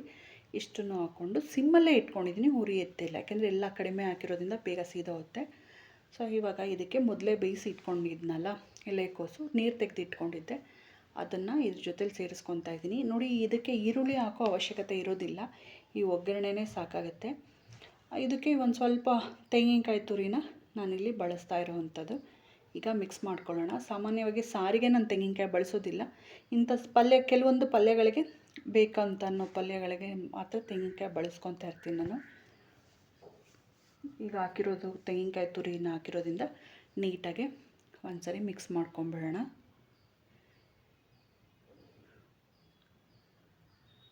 ನೋಡಿ, ಈ ಥರ ಬೇಗ ಪಲ್ಯನೂ ಕೆಡೋದಿಲ್ಲ. ಬೆಳಿಗ್ಗೆ ನಾವು ಮಾಡಿದ್ರು ಸಂಜೆವರೆಗೂ ಇರುತ್ತೆ. ಚೆನ್ನಾಗಿ ಎಲೆಕೋಸು ಬೆಂದಾದಮೇಲೆ ಒಳ್ಳೆ ಒಗ್ಗರಣೆ ಕೊಟ್ಟು ತೆಂಗಿನಕಾಯಿನ ಹಾಕಿದ್ಮೇಲೆ ಚೆನ್ನಾಗಿ ಹುರಿದ್ರೆ ಅದು ಸಂಜೆವರೆಗೂ ಇರುತ್ತೆ, ಕೆಡೋದಿಲ್ಲ. ಹಾಗಾಗಿ ಈ ರೀತಿ ಮಾಡ್ಕೊಳ್ಳಿ, ಚೆನ್ನಾಗಿರುತ್ತೆ. ಈರುಳ್ಳಿ ಬೇಕೇ ಬೇಕು ಅನ್ನೋರು ಹಾಕೋಬೋದು, ಇಲ್ಲಾಂದರೆ ಬೇಡ. ಪಲ್ಯ ರೆಡಿಯಾಗಿದೆ. ಇವಾಗ ಪಲ್ಯ ತೆಗೆದಿಟ್ಬಿಡೋಣ ಬಾಣಲಿನ. ಈಗ ನೆಕ್ಸ್ಟು ನಾನು ಬಾಣಲಿ ಇಟ್ಕೊಂಡಿದ್ದೀನಿ. ಅದಕ್ಕೆ ಎಣ್ಣೆ ಬಿಸಿ ಮಾಡಿ ಇಟ್ಕೊಂಡಿದ್ದೆ. ಅದಕ್ಕೆ ಸ್ವಲ್ಪ ಸಾಸಿವೆ ಸೇರಿಸ್ಕೊತಾ ಇದ್ದೀನಿ. ಜೊತೆಗೆ ಜೀರಿಗೆ ಕೂಡ ಇಲ್ಲಿ ನಾನು ಸೇರಿಸ್ಕೊತಾ ಇದ್ದೀನಿ. ನೋಡಿ, ಜೀರಿಗೆ ಮತ್ತು ಸಾಸಿವೆ ಎರಡೂ 1 ಟೀ ಸ್ಪೂನ್ ಸೇರಿಸ್ಕೊಂಡಿದ್ದೀನಿ. ಅದಕ್ಕೆ ನಾನಿಲ್ಲಿ ಬೆಳ್ಳುಳ್ಳಿನ ಜಜ್ಜಿಬಿಟ್ಟು ಇಟ್ಕೊಂಡಿದ್ದೆ. ಆ ಬೆಳ್ಳುಳ್ಳಿ ಕೂಡ ಇದ್ರ ಜೊತೆಯಲ್ಲೇ ಸೇರಿಸ್ಕೊತಾ ಇದ್ದೀನಿ. ಹಾಗೆ ಕರ್ಬೇವಿನ ಸೊಪ್ಪು ಕೂಡ ನಾನಿಲ್ಲಿ ಸೇರಿಸ್ಕೊತಾ ಇರೋವಂಥದ್ದು. ಈಗ ಫಸ್ಟ್ ಇದನ್ನೆಲ್ಲ ಹುರ್ಕೊಂಬಿಡೋಣ. ಈಗ ಉದ್ದ ಕಟ್ ಮಾಡಿ ಇಟ್ಕೊಂಡಂಥ ಈರುಳ್ಳಿನ ಸೇರಿಸ್ಕೊತಾ ಇದ್ದೀನಿ. ನಾನು ಇದನ್ನು ಹೇಳಲಿಲ್ಲ ನಿಮಗೆ, ನಾನು ಏನು ಮಾಡ್ತಾಯಿದ್ದೀನಿ ಅಂತ. ಕ್ಯಾಪ್ಸಿಕಮ್ ರೈಸ್ ಮಾಡ್ಕೊತಾ ಇದ್ದೀನಿ. ಒಂದು ಸೈಡಿಗೆ ಒಂದು ರೈಸ್ ಐಟಮ್ ಇರಲಿ ಅಂತ ಹೇಳಿ ಈರುಳ್ಳಿನ ಉದ್ದ ಕಟ್ ಮಾಡ್ಕೊಂಡಿದ್ದೆ. ಅದನ್ನು ಚೆನ್ನಾಗೇ ಫ್ರೈ ಆಗಬೇಕು. ಎಷ್ಟು ಅಂದರೆ ಕೆಂಪುಗೆ ಫ್ರೈ ಆಗೋಷ್ಟು ನಾವು ಇದನ್ನು ಫ್ರೈ ಮಾಡ್ಕೋಬೇಕು. ಆ ಥರ ಈ ರೀತಿ ಸಿಯುತ್ತೆ ಅಂತೇಳಿ ಹೇಳ್ತೀವಲ್ಲ, ಆ ರೀತಿ ಅಲ್ಲಿವರೆಗೂ ನಾವು ಇದನ್ನು ಫ್ರೈ ಮಾಡ್ಕೋಬೇಕಾಗತ್ತೆ. ಹಾಗೆ ಒಂದು ದಪ್ಪ ಮೆಣಸಿನ್ಕಾಯಿನ ಚಿಕ್ಕದಾಗಿ ಕಟ್ ಮಾಡಿ ಇಟ್ಕೊಂಡಿದ್ದೆ, ಅದನ್ನು ಕೂಡ ಇದ್ರ ಜೊತೆಯಲ್ಲೇ ಸೇರಿಸ್ಕೊತಾ ಇದ್ದೀನಿ. ದಪ್ಪ ಮೆಣಸಿನ್ಕಾಯಿ ಕೂಡ ಚೆನ್ನಾಗಿ ಬಾಡಬೇಕಾಗತ್ತೆ. ಅಲ್ಲಿವರೆಗೂ ಇದನ್ನು ಬಾಡಿಸ್ಕೊಳ್ಳೋಣ. ಈ ದಪ್ಪ ಮೆಣಸಿನ್ಕಾಯಿ ಅನ್ನನ ನಾವು ಬೇಕಾದ್ರೆ ಈಗ ಗೊಜ್ಜು ಮಾಡಿದಾಗ ನಾವು ತೆಗೆದು ಇಟ್ಕೋಬೋದು ಫ್ರಿಜ್ಜಲ್ಲಿ. ಒಂದು 4-5 ದಿನವರೆಗೂ ಸ್ಟೋರ್ ಮಾಡಿ ಇಟ್ಕೋಬೋದು. ಇದನ್ನು ಏನು ತೊಂದರೆ ಇರಲ್ಲ. ನೋಡಿ ಈ ರೀತಿ ಚೆನ್ನಾಗಿ ಬಾಡಿಸ್ಕೋಬೇಕಾಗತ್ತೆ. ಮೆಣಸಿನ್ಕಾಯಿ ಸ್ವಲ್ಪ ಬಾಡಿದೆ ಕಲರ್ ಗೊತ್ತಾಗುತ್ತಲ್ಲ, ಆವಾಗ ನಾನಿಲ್ಲಿ 1 ಟೊಮೆಟೊನ ಚಿಕ್ಕದಾಗಿ ಕಟ್ ಮಾಡಿ ಇಟ್ಕೊಂಡಿದ್ದೆ, ಅದನ್ನು ಕೂಡ ಇದ್ರ ಜೊತೆಯಲ್ಲೇ ಸೇರಿಸ್ಕೊತಾ ಇದ್ದೀನಿ. ಟೊಮೆಟೊ ಚೆನ್ನಾಗಿ ಸಾಫ್ಟಾಗಿ ಬೇಯಬೇಕಾಗತ್ತೆ, ಅಲ್ಲಿವರೆಗೂ ನಾವು ಇದನ್ನು ಹುರ್ಕೋಬೇಕು. ಇನ್ಸ್ಟೆಂಟ್ ರೈಸ್ ಅಂತಲೇ ಹೇಳ್ಬೋದು. ಲಂಚ್ ಬಾಕ್ಸಿಗೂ ಚೆನ್ನಾಗಿರುತ್ತೆ, ಬೆಳಗಿನ ಬ್ರೇಕ್ಫಾಸ್ಟ್ಗೂ ಚೆನ್ನಾಗಿರುತ್ತೆ ಈ ಥರ ಮಾಡ್ಕೊಳ್ಳೋದು. ನೋಡಿ ಈ ರೀತಿ ಚೆನ್ನಾಗಿ ಹುರ್ಕೋಬೇಕಾಗತ್ತೆ. ಮೆಣಸಿನ್ಕಾಯಿ ಮತ್ತು ಟೊಮೆಟೊ, ಈರುಳ್ಳಿ ಎಲ್ಲನೂ ಚೆನ್ನಾಗಿ ಬಾಡಬೇಕಾಗತ್ತೆ. ನಾವು ತಿನ್ನಬೇಕಾದ್ರೆ ಗೊತ್ತೇ ಆಗೋಲ್ಲ ಇದು ಕ್ಯಾಪ್ಸಿಕಮ್ಮಿಂದ ಮಾಡಿರುವಂಥದ್ದು. ಅಷ್ಟು ಒಳ್ಳೆ ಟೇಸ್ಟ್ ಬರುತ್ತೆ. ಮೆಣಸಿನ್ಕಾಯಿ ಇಷ್ಟ ಇಲ್ಲ ಅನ್ನೋರು ಕೂಡ ಇದನ್ನು ತಿಂತಾರೆ. ನೋಡಿ ಈಗ ಬಾಡಿರೋದು ಸಾಕು. ಇದಕ್ಕೆ ನಾನಿವಾಗ ರುಚಿಗೆ ತಕ್ಕಷ್ಟು ಉಪ್ಪು ಮತ್ತು 1 ಚಿಟಿಕೆ ಅರಿಶಿನ ಮತ್ತು 1 ಚಿಟಿಕೆ 1 ಟೀ ಸ್ಪೂನಷ್ಟು ಗರಂ ಮಸಾಲ, 1 ಸ್ಪೂನಷ್ಟು 1 ಟೇಬಲ್ ಸ್ಪೂನ್ ಅಂತಲೇ ಅಂದ್ಕೊಳ್ಳಿ ಖಾರದ ಪುಡಿ ಸೇರಿಸ್ಕೊಂಡಿದ್ದೀನಿ. ಅಷ್ಟೇ ಇದಕ್ಕೆ ಮಸಾಲೆ. ಖಾರದ ಪುಡಿ, ಒಂಚೂರು ಗರಂ ಮಸಾಲ, ಒಂಚೂರು ಅರಿಶಿನ, ಇದಕ್ಕೆ ಮೇಯ್ನ್, ಇನ್ನೇನೂ ಇಲ್ಲ. ನೋಡಿ ಇದಿಷ್ಟೂ ಬಾಡಿಸ್ಕೊಂಬಿಡೋಣ. ನೋಡಿ ಚೆನ್ನಾಗಿ ಬಾಡಿಸ್ಕೊಂಡಷ್ಟು ಒಳ್ಳೆ ಘಮ ಬರುತ್ತೆ. ಇದನ್ನು ನಾನಿಲ್ಲಿ ಸ್ವಲ್ಪ ಗೊಜ್ಜು ಎತ್ತಿಟ್ಕೊಂಡಿದ್ದೀನಿ, ಅದಕ್ಕೆ ಸ್ವಲ್ಪ ಅನ್ನನ ಮಾಡಿ ಹಾರಕ್ಕಿಟ್ಟಿದ್ದೆ, ಅದನ್ನು ಕೂಡ ಇದ್ರ ಜೊತೆಯಲ್ಲೇ ಸೇರಿಸ್ಕೊತಾ ಇದ್ದೀನಿ. ಈಗ ಮಿಕ್ಸ್ ಮಾಡ್ಕೊಂಬಿಡೋಣ. ನೋಡಿ ನೀಟಾಗಿ ಮಿಕ್ಸ್ ಮಾಡ್ಕೋಬೇಕಾಗತ್ತೆ. ಈ ರೀತಿ ಮಿಕ್ಸ್ ಮಾಡಿಕೊಂಡ್ರೆ ಚೆನ್ನಾಗಾಗುತ್ತೆ. ಈಗ ಉಪ್ಪು ಖಾರ ಎಲ್ಲ ಚೆನ್ನಾಗಿ ಹಿಡಿದಿದೆ, ಅನ್ನನೂ ರೆಡಿಯಾಗಿದೆ. ಇಷ್ಟಾದರೆ ಸಾಕು, ಕ್ಯಾಪ್ಸಿಕಮ್ ರೈಸು ರೆಡಿ ಆಗಿರುತ್ತೆ. ನೋಡಿ ತುಂಬ ರುಚಿಯಾಗಿದೆ, ಇದು ರೆಡಿ. ಈಗ ನೆಕ್ಸ್ಟ್ ಬೇರೆ ಇನ್ನೊಂದು ಐಟಮ್ನ ರೆಡಿ ಮಾಡ್ಕೊತಾ ಇದ್ದೀನಿ. ಅದೇ ಫೈನಲ್ಲಾಗಿ ಮಾಡ್ಕೊಂಡಂಥ ಬಾಳೆಕಾಯಿ ಫ್ರೈ. ನಾನಿಲ್ಲಿ ಒಂದು ಫ್ರೈ ಪ್ಯಾನ್ ಇಟ್ಕೊಂಡಿದ್ದೀನಿ. ಸೊ ಚೆನ್ನಾಗೂ ನೆಂದಿದೆ, ಅದಕ್ಕೆ ಒಂದು 2-3 ಸ್ಪೂನಷ್ಟು ಎಣ್ಣೆ ಹಾಕಿ ರೆಡಿ ಮಾಡಿ ಇಟ್ಕೊಂಡಿದ್ದೆ.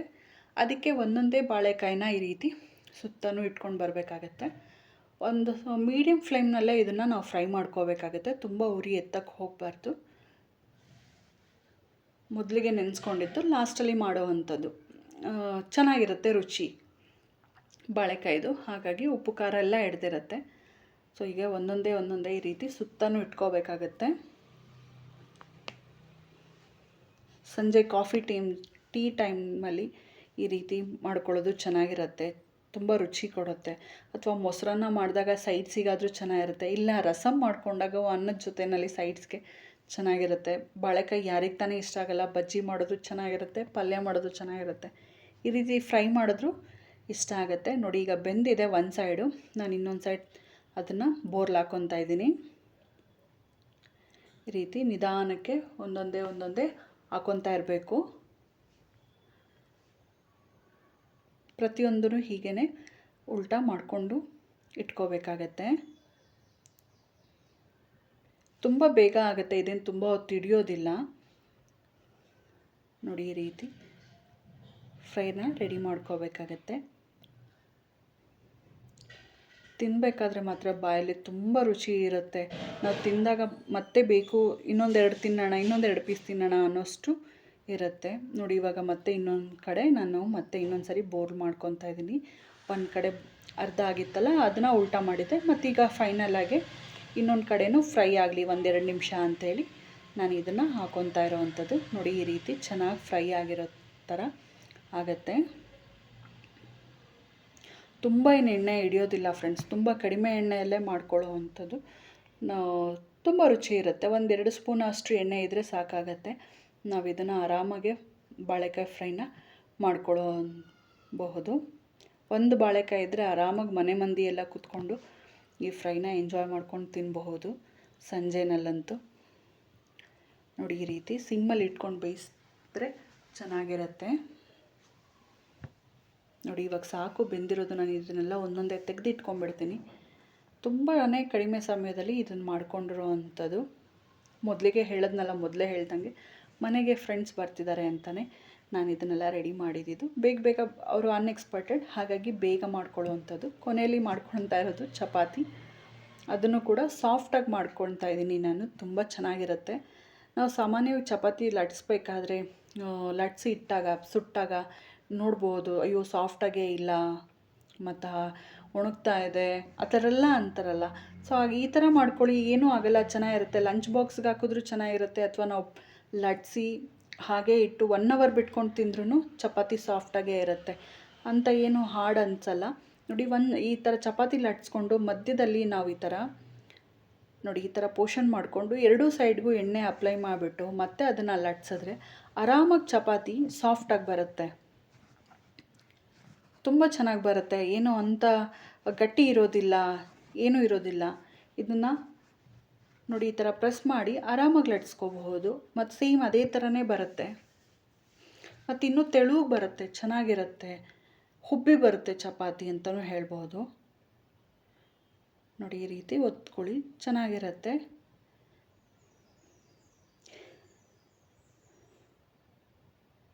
ನೋಡಿ ಇವಾಗ ಚಪಾತಿ ಲಟ್ಸಿದ್ದು ಸಾಕು, ಇಷ್ಟು ಅಗಲ ಆದರೆ ಅದನ್ನು ನಾನು ಇವಾಗ ನೋಡಿ ನಾನು ತೋರಿಸ್ತೀನಿ ಎಷ್ಟು ತೆಳ ಇದೆ ನೋಡಿ. ಈಗ ತವಾ ಕೂಡ ಬಿಸಿಯಾಗಿದೆ,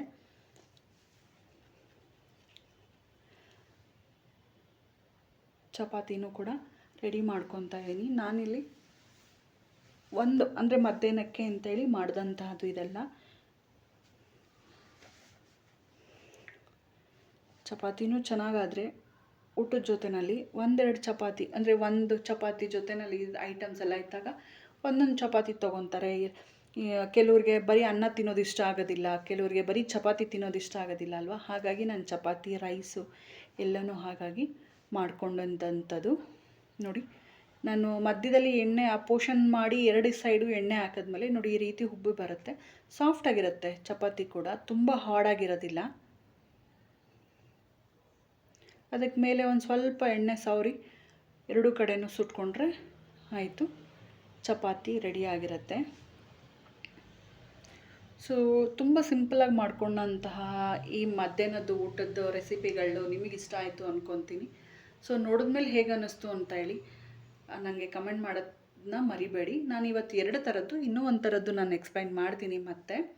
ನೋಡಿ ಈಗ ಚಪಾತಿ ಸಾಫ್ಟಾಗಿ ಒಂದು ಸೈಡ್ ಬೆಂದಿದೆ, ಈಗ ಇನ್ನೊಂದು ಸೈಡ್ ಕೂಡ ನಾನು ಬೋರ್ಲ ಹಾಕ್ಕೊಂಡಿದ್ದೀನಿ. ತುಂಬ ದಿನ ಒಂದು ತಿಂಗಳೇ ಅನ್ಕೋಬಹುದು ನಾನು ವಿಡಿಯೋ ಮಾಡೋಕ್ಕಾಗಿರಲಿಲ್ಲ, ಟೈಮ್ ಇರಲಿಲ್ಲ ಅಷ್ಟೇ, ಇನ್ನೇನಿಲ್ಲ. ಚಪಾತಿ ರೆಡಿಯಾಗಿದೆ. ನಾನು ಮೊದಲಿಗೆ ಏನೇನು ಮಾಡಿದ್ದೀನಿ ಅಂತ ಹೇಳಿ ನಾನು ನಿಮಗೆ ತೋರಿಸ್ಬಿಡ್ತೀನಿ. ನೋಡಿ ನಾನಿಲ್ಲಿ ಫಸ್ಟು ಎಲೆಕೋಸು ಪಲ್ಯನ ಸರ್ವ್ ಮಾಡ್ಕೊತಾ ಇದ್ದೀನಿ. ಹಾಗೆಯೇ ಬಾಳೆಕಾಯಿ ಫ್ರೈ ಕೂಡ ಇಟ್ಕೊಂಡಿದ್ದೀನಿ. ನೋಡಿ ಇಲ್ಲಿ ನಾನು ಮೊದಲಿಗೆ ಇಟ್ಕೊತಾ ಇರೋದು ಟೊಮೆಟೊ ರಸಮ್ಮು, ನೆಕ್ಸ್ಟ್ ಇಟ್ಕೊಂಡಿದ್ದು ಜೀರಿಗೆ ಮೆಣಸು ರಸಮ್ಮು,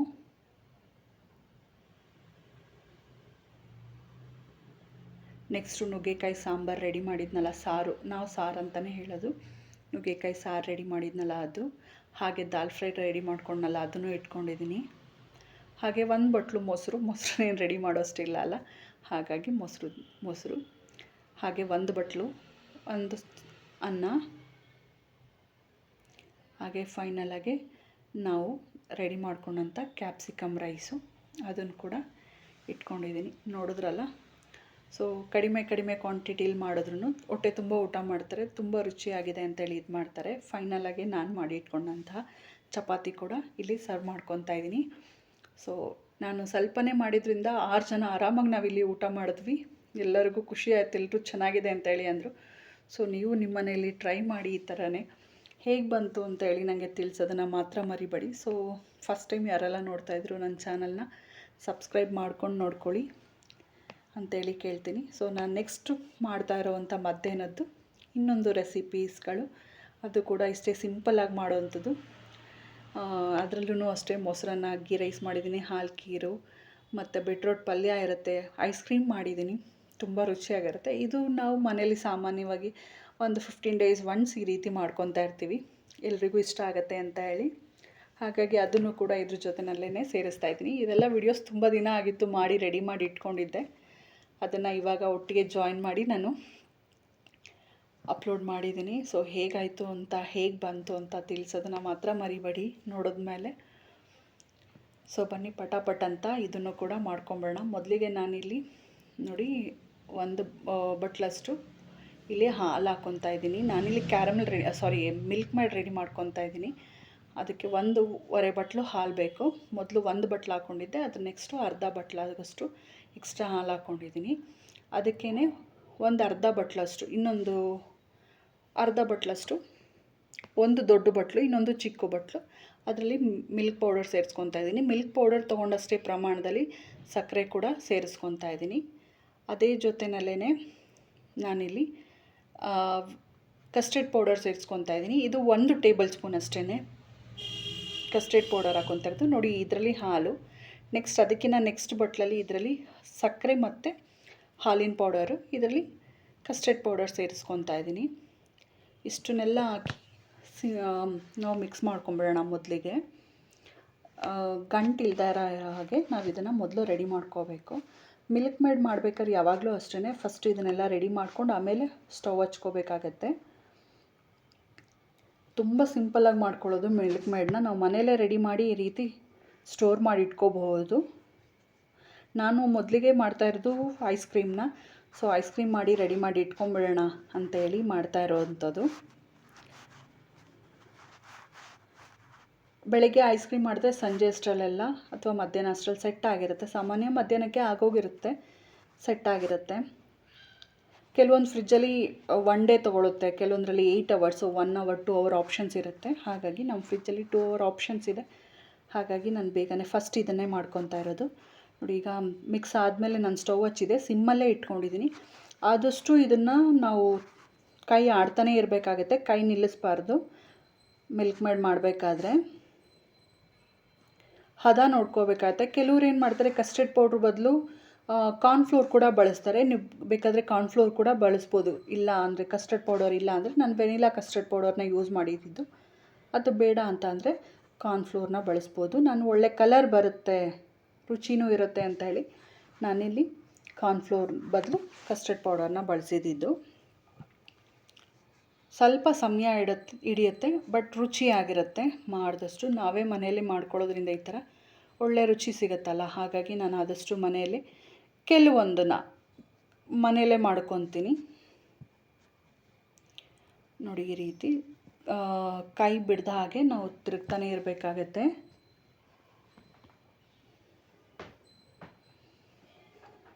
ನಮಗೆ ಗೊತ್ತಾಗ್ತಾ ಇರುತ್ತೆ ಸ್ವಲ್ಪ ತೆಳ ಗಟ್ಟಿ ಬರ್ತಾ ಇದೆ ಅಂತ ಅನ್ನೋ ಟೈಮಲ್ಲಿ ಉರಿ ಎತ್ತಿರೋದನ್ನು ಸ್ವಲ್ಪ ತೀರ ಸಣ್ಣಗೆ ಹಾಕ್ಬಿಟ್ಟು ನಾವು ಇದನ್ನು ಇದು ಮಾಡಬೇಕಾಗತ್ತೆ. ನೋಡಿ, ಕುದಿಯೋದಕ್ಕೆ ಶುರುವಾಗಿದೆ. ಸೊ ಕಡಿಮೆ ಅಂದರೂ 10ರಿಂದ 15 ನಿಮಿಷ ತೊಗೊಳುತ್ತೆ ನಾವು ಮಾಡೋದಕ್ಕೆ ಇದನ್ನು.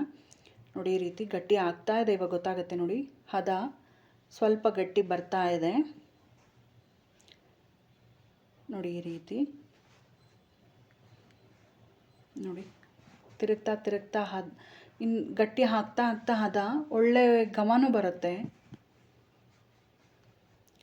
ಇದನ್ನು ಹಾಗೇ ಒಂದು ಬಟ್ಲಿಗೆ ಹಾಕ್ಕೊಂಡು ತಿನ್ಬೋದು, ಅಷ್ಟು ರುಚಿಯಾಗಿರುತ್ತೆ ನಾವು ಮನೆಯಲ್ಲೇ ಮಾಡೋ ಅಂಥದ್ದು. ಹೊರಗಡೆ ತೊಗೊಳೋದ್ರಿಂದ ನಮಗೆ 100 ಗ್ರಾಮ್ಗೆ ಎಷ್ಟು ಕಾಸ್ಟ್ಲಿ ಇರುತ್ತಲ್ಲ, ಅದೇ ಅರ್ಧ ಲೀಟ್ರ್ ಹಾಲಲ್ಲಿ ಆರಾಮಾಗಿ ಮನೆಯಲ್ಲೇ ನಮಗೆ ಮಾಡ್ಕೊಳ್ಳಬಹುದು. ನೋಡಿ, ಇಷ್ಟು ಚೆನ್ನಾಗಿ ಬಂದಿದೆ. ಇವಾಗ ಇದು ಇನ್ನೂ ಗಟ್ಟಿಗೆ ಆಗ್ಬೋದು. ನಾನು ತುಂಬ ಗಟ್ಟಿಗೆ ತೊಗೊತಾ ಇಲ್ಲ. ಇದು ಮತ್ತು ಮ್ಯಾಂಗೋ ಪಲ್ಪ್ ಜೊತೆಲಿ ಸೇರಿಸಿ ಗ್ರೈಂಡ್ ಮಾಡ್ತೀನಲ್ಲ, ಹಾಗಾಗಿ.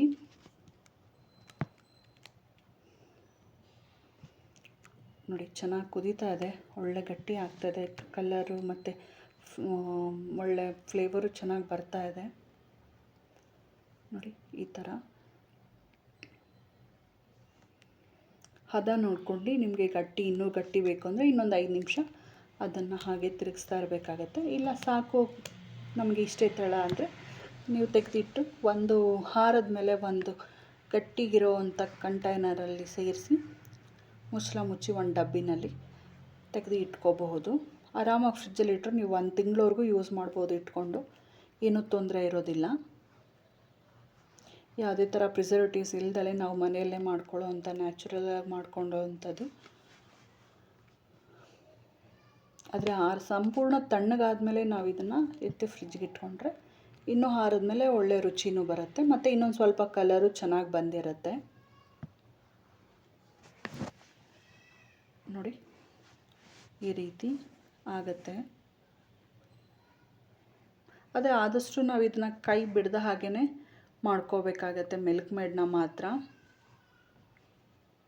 ಅಂದರೆ ತಳ ಸೀದ್ ಬಿಡುತ್ತೆ, ಹಾಗಾಗಿ ಕೈ ಆಡ್ತಾನೆ ಇರಬೇಕು. ನೋಡಿ ಎಷ್ಟು ಗಟ್ಟಿಗಾಗಿದೆ. ಇವಾಗ ನಾವು ಮೇಲಿಂದ ಎತ್ತಿ ಬಿಟ್ಟಾಗ ನಮಗೆ ಗೊತ್ತಾಗುತ್ತಲ್ಲ ನೋಡಿ ಗಟ್ಟಿ ತೆಳ ಅಂತ. ಇಷ್ಟು ಸಾಕು. ನಾನೀಗ ಸ್ಟವ್ ಆಫ್ ಮಾಡಿಬಿಡ್ತೀನಿ. ಸಂಪೂರ್ಣವಾಗಿ ತಣ್ಣಗಾದಮೇಲೆ ನಾವು ಐಸ್ ಕ್ರೀಮ್ ಜೊತೆಯಲ್ಲಿ ಸೇರಿಸ್ಕೋಬೇಕಾಗಿರೋ ಅಂಥದ್ದು. ನಾನು ಇದನ್ನು ಇನ್ಸ್ಟೆಂಟಾಗಿ ಮಾಡಬೇಕಲ್ಲ, ಹಾಗಾಗಿ ತಟ್ಟೆಗೆ ಹಾರಕ್ಕಿಟ್ಟಿದ್ದೆ, ಹಾಗಾಗಿ ಚೆನ್ನಾಗಿ ಆರಿದೆ. ಮ್ಯಾಂಗೋ ಕೂಡ ಕಟ್ ಮಾಡಿ ಇಟ್ಕೊಂಡಿದ್ದೆ ಮೊದಲೇ. ಆದಷ್ಟು ಸ್ವೀಟ್ ಇರೋ ಅಂಥ ಮಾವಿನ ಹಣ್ಣೆ ತೊಗೊಳ್ಳಿ. ಇದು ಸ್ವಲ್ಪ ಸಿಹಿ ಕಡಿಮೆ ಇದೆ, ಹಾಗಾಗಿ ಅದಕ್ಕೊಂದು ಟೇಬಲ್ ಸ್ಪೂನಷ್ಟು ಸಕ್ಕರೆ ಕೂಡ ಸೇರಿಸ್ಕೊತಾ ಇದ್ದೀನಿ. ಈಗ ನಾವು ಮಾಡಿದಂಥ ಮಿಲ್ಕ್ ಮೇಡ್ ಕೂಡ ಚೆನ್ನಾಗಿ ಆರಿತ್ತು, ಅದನ್ನು ಕೂಡ ಇದ್ರ ಜೊತೆಯಲ್ಲೇ ಸೇರಿಸ್ಕೊತಾ ಇದ್ದೀನಿ. ನಾನಿಲ್ಲಿ ಎಲ್ಲ ಮಿಲ್ಕ್ ಮೇಡ್ ಯೂಸ್ ಮಾಡ್ತಿಲ್ಲ, ಸ್ವಲ್ಪ ಎತ್ತಿ ಫ್ರಿಜ್ಜಲ್ಲಿ ಕೂಡ ಇಟ್ಕೊತಾ ಇದ್ದೀನಿ, ಬೇರೆದು ಮಾಡಿದಾಗ ಸ್ವೀಟ್ ಯೂಸ್ ಮಾಡ್ಬೋದು ಅಂತ ಹೇಳಿ. ಸೊ ಇವಾಗ ಇದನ್ನು ಚೆನ್ನಾಗಿ ಗ್ರೈಂಡ್ ಮಾಡ್ಕೊಳ್ಳೋಣ. ಒಂದು ಚೂರು ಪಲ್ಪ್ ಇಲ್ದೆಲ್ಲ ಇರೋ ಹಾಗೆ ಗ್ರೈಂಡ್ ಮಾಡ್ಕೋಬೇಕಾಗತ್ತೆ. ನೋಡಿ ನಾವು ಮಿಲ್ಕ್ ಮೇಡ್ ಹಾಕಿರೋದು ಎಲ್ಲ ಒಳ್ಳೆ ತಿಕ್ನೆಸ್ ಇದೆ. ತುಂಬ ತಿಕ್ನೆಸ್ ಇತ್ತು ಅಂದರೆ ಸ್ವಲ್ಪ ಹಾಲು ಹಾಕಿ ಮತ್ತೆ ಗ್ರೈಂಡ್ ಮಾಡ್ಕೊಳ್ಳಿ. ಇಷ್ಟಾದರೆ ಸಾಕಾಗುತ್ತೆ, ಒಳ್ಳೆ ಚೆನ್ನಾಗಿ ಬರುತ್ತೆ. ನಾನು ಇಲ್ಲಿ ಒಂದು ಐಸ್ ಕ್ರೀಮ್ದೇ ಬಾಕ್ಸ್ ತೊಗೊಂಡಿದ್ದೀನಿ, ಅದಕ್ಕೆ ಹಾಕಿಡ್ತಾಯಿದ್ದೀನಿ. 1-2 ಅವರ್ಸಲ್ಲೆಲ್ಲ ನಮ್ಮ ಫ್ರಿಜ್ಜಲ್ಲಿ ಐಸ್ ಕ್ರೀಮ್ ಆಗಿಬಿಡುತ್ತೆ, ಹಾಗಾಗಿ ಸೆಟ್ ಮಾಡಿ ಇಟ್ಬಿಡೋಣ ಅಂತ ಮೊದಲಿಗೆ. ನಾನು ಅಡುಗೆ ಮಾಡೋಷ್ಟರಲ್ಲಿ ಇದು ಕೂಡ ರೆಡಿ ಆಗುತ್ತೆ ಅಂತೇಳಿ ಫಸ್ಟು ಐಸ್ ಕ್ರೀಮ್ನೇ ರೆಡಿ ಮಾಡ್ಕೊಂಡಿದ್ದಂಥದ್ದು. ಸೊ ಮಾಡಿರೋ ಅಂಥದ್ದೆಲ್ಲ ಪಲ್ಪ್ನ ಇದರಲ್ಲಿ ಹಾಕಾದ್ಮೇಲೆ ಒಂದು ಸರಿ ಟ್ಯಾಪ್ ಮಾಡ್ಕೊಳ್ಳಿ, ಇಲ್ಲ ಅಂತಂದರೆ ಅದು ಗುಳ್ಳೆ ಎಲ್ಲ ಅಂದರೆ ಏರೆಲ್ಲ ಇದಾಗಿರುತ್ತಲ್ಲ ಅದೆಲ್ಲ ಹೋಗಿರುತ್ತೆ, ಇಲ್ಲಾಂದರೆ ಅಲ್ಲಲ್ಲೇ ಗ್ಯಾಪ್ ಇರುತ್ತೆ ಅಂತೇಳಿ ಅಷ್ಟೇ.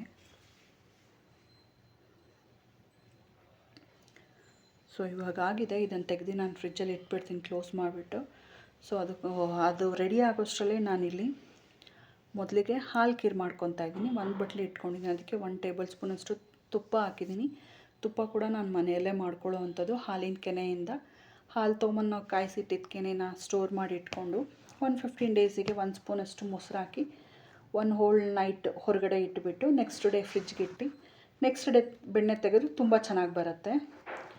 ಈಗ ತುಪ್ಪ ಬಿಸಿಯಾಗಿತ್ತು, ಅದಕ್ಕೆ ದ್ರಾಕ್ಷಿ, ಗೋಡಂಬಿ ಮತ್ತು ಬಾದಾಮ್ ಸೇರಿಸ್ಕೊಂಡು ನಾನಿಲ್ಲಿ ಫ್ರೈ ಮಾಡ್ಕೊತಾ ಇದ್ದೀನಿ.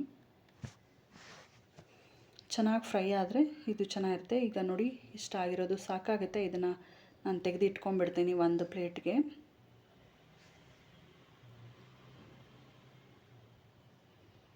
ನಾನು ಇದಕ್ಕೆ ಶಾವಿಗೆನೂ ರೆಡಿ ಮಾಡಿ ಇಟ್ಕೊಂಡಿದ್ದೆ, 1 ಬಟ್ಲಷ್ಟು ಶಾವಿಗೆ ರೆಡಿ ಮಾಡಿ ಇಟ್ಕೊಂಡಿದ್ದೆ. ಸೊ ಅದನ್ನು ಕೂಡ ಇದ್ರ ಜೊತೆಯಲ್ಲೇ ಸೇರಿಸ್ಕೊಂಡು ಬಿಸ್ಕೆಟ್ ಕಲರ್ ಬರುತ್ತಲ್ಲ ಆ ಕಲರ್ವರೆಗೂ ಬೇಡ, ಸ್ವಲ್ಪ ಕಡಿಮೆ ಆಗೋಷ್ಟು ಅಲ್ಲಿವರೆಗೂ ನಾನು ಇದನ್ನು ಕೈ ಆಡ್ದಂಗೆ ಹುರ್ಕೊತಾ ಇರ್ತೀನಿ. ಶಾವಿಗೆ ಖೀರ್ನೂ ಅಷ್ಟೇ, ನಾವು ಮಾಡ್ಕೋಬೇಕಾದ್ರೆ ಶಾವಿಗೆ ಎಷ್ಟು ಚೆನ್ನಾಗಿ ನಾವು ಹುರ್ಕೊತೀವೋ ಅಷ್ಟು ಚೆನ್ನಾಗಾಗತ್ತೆ.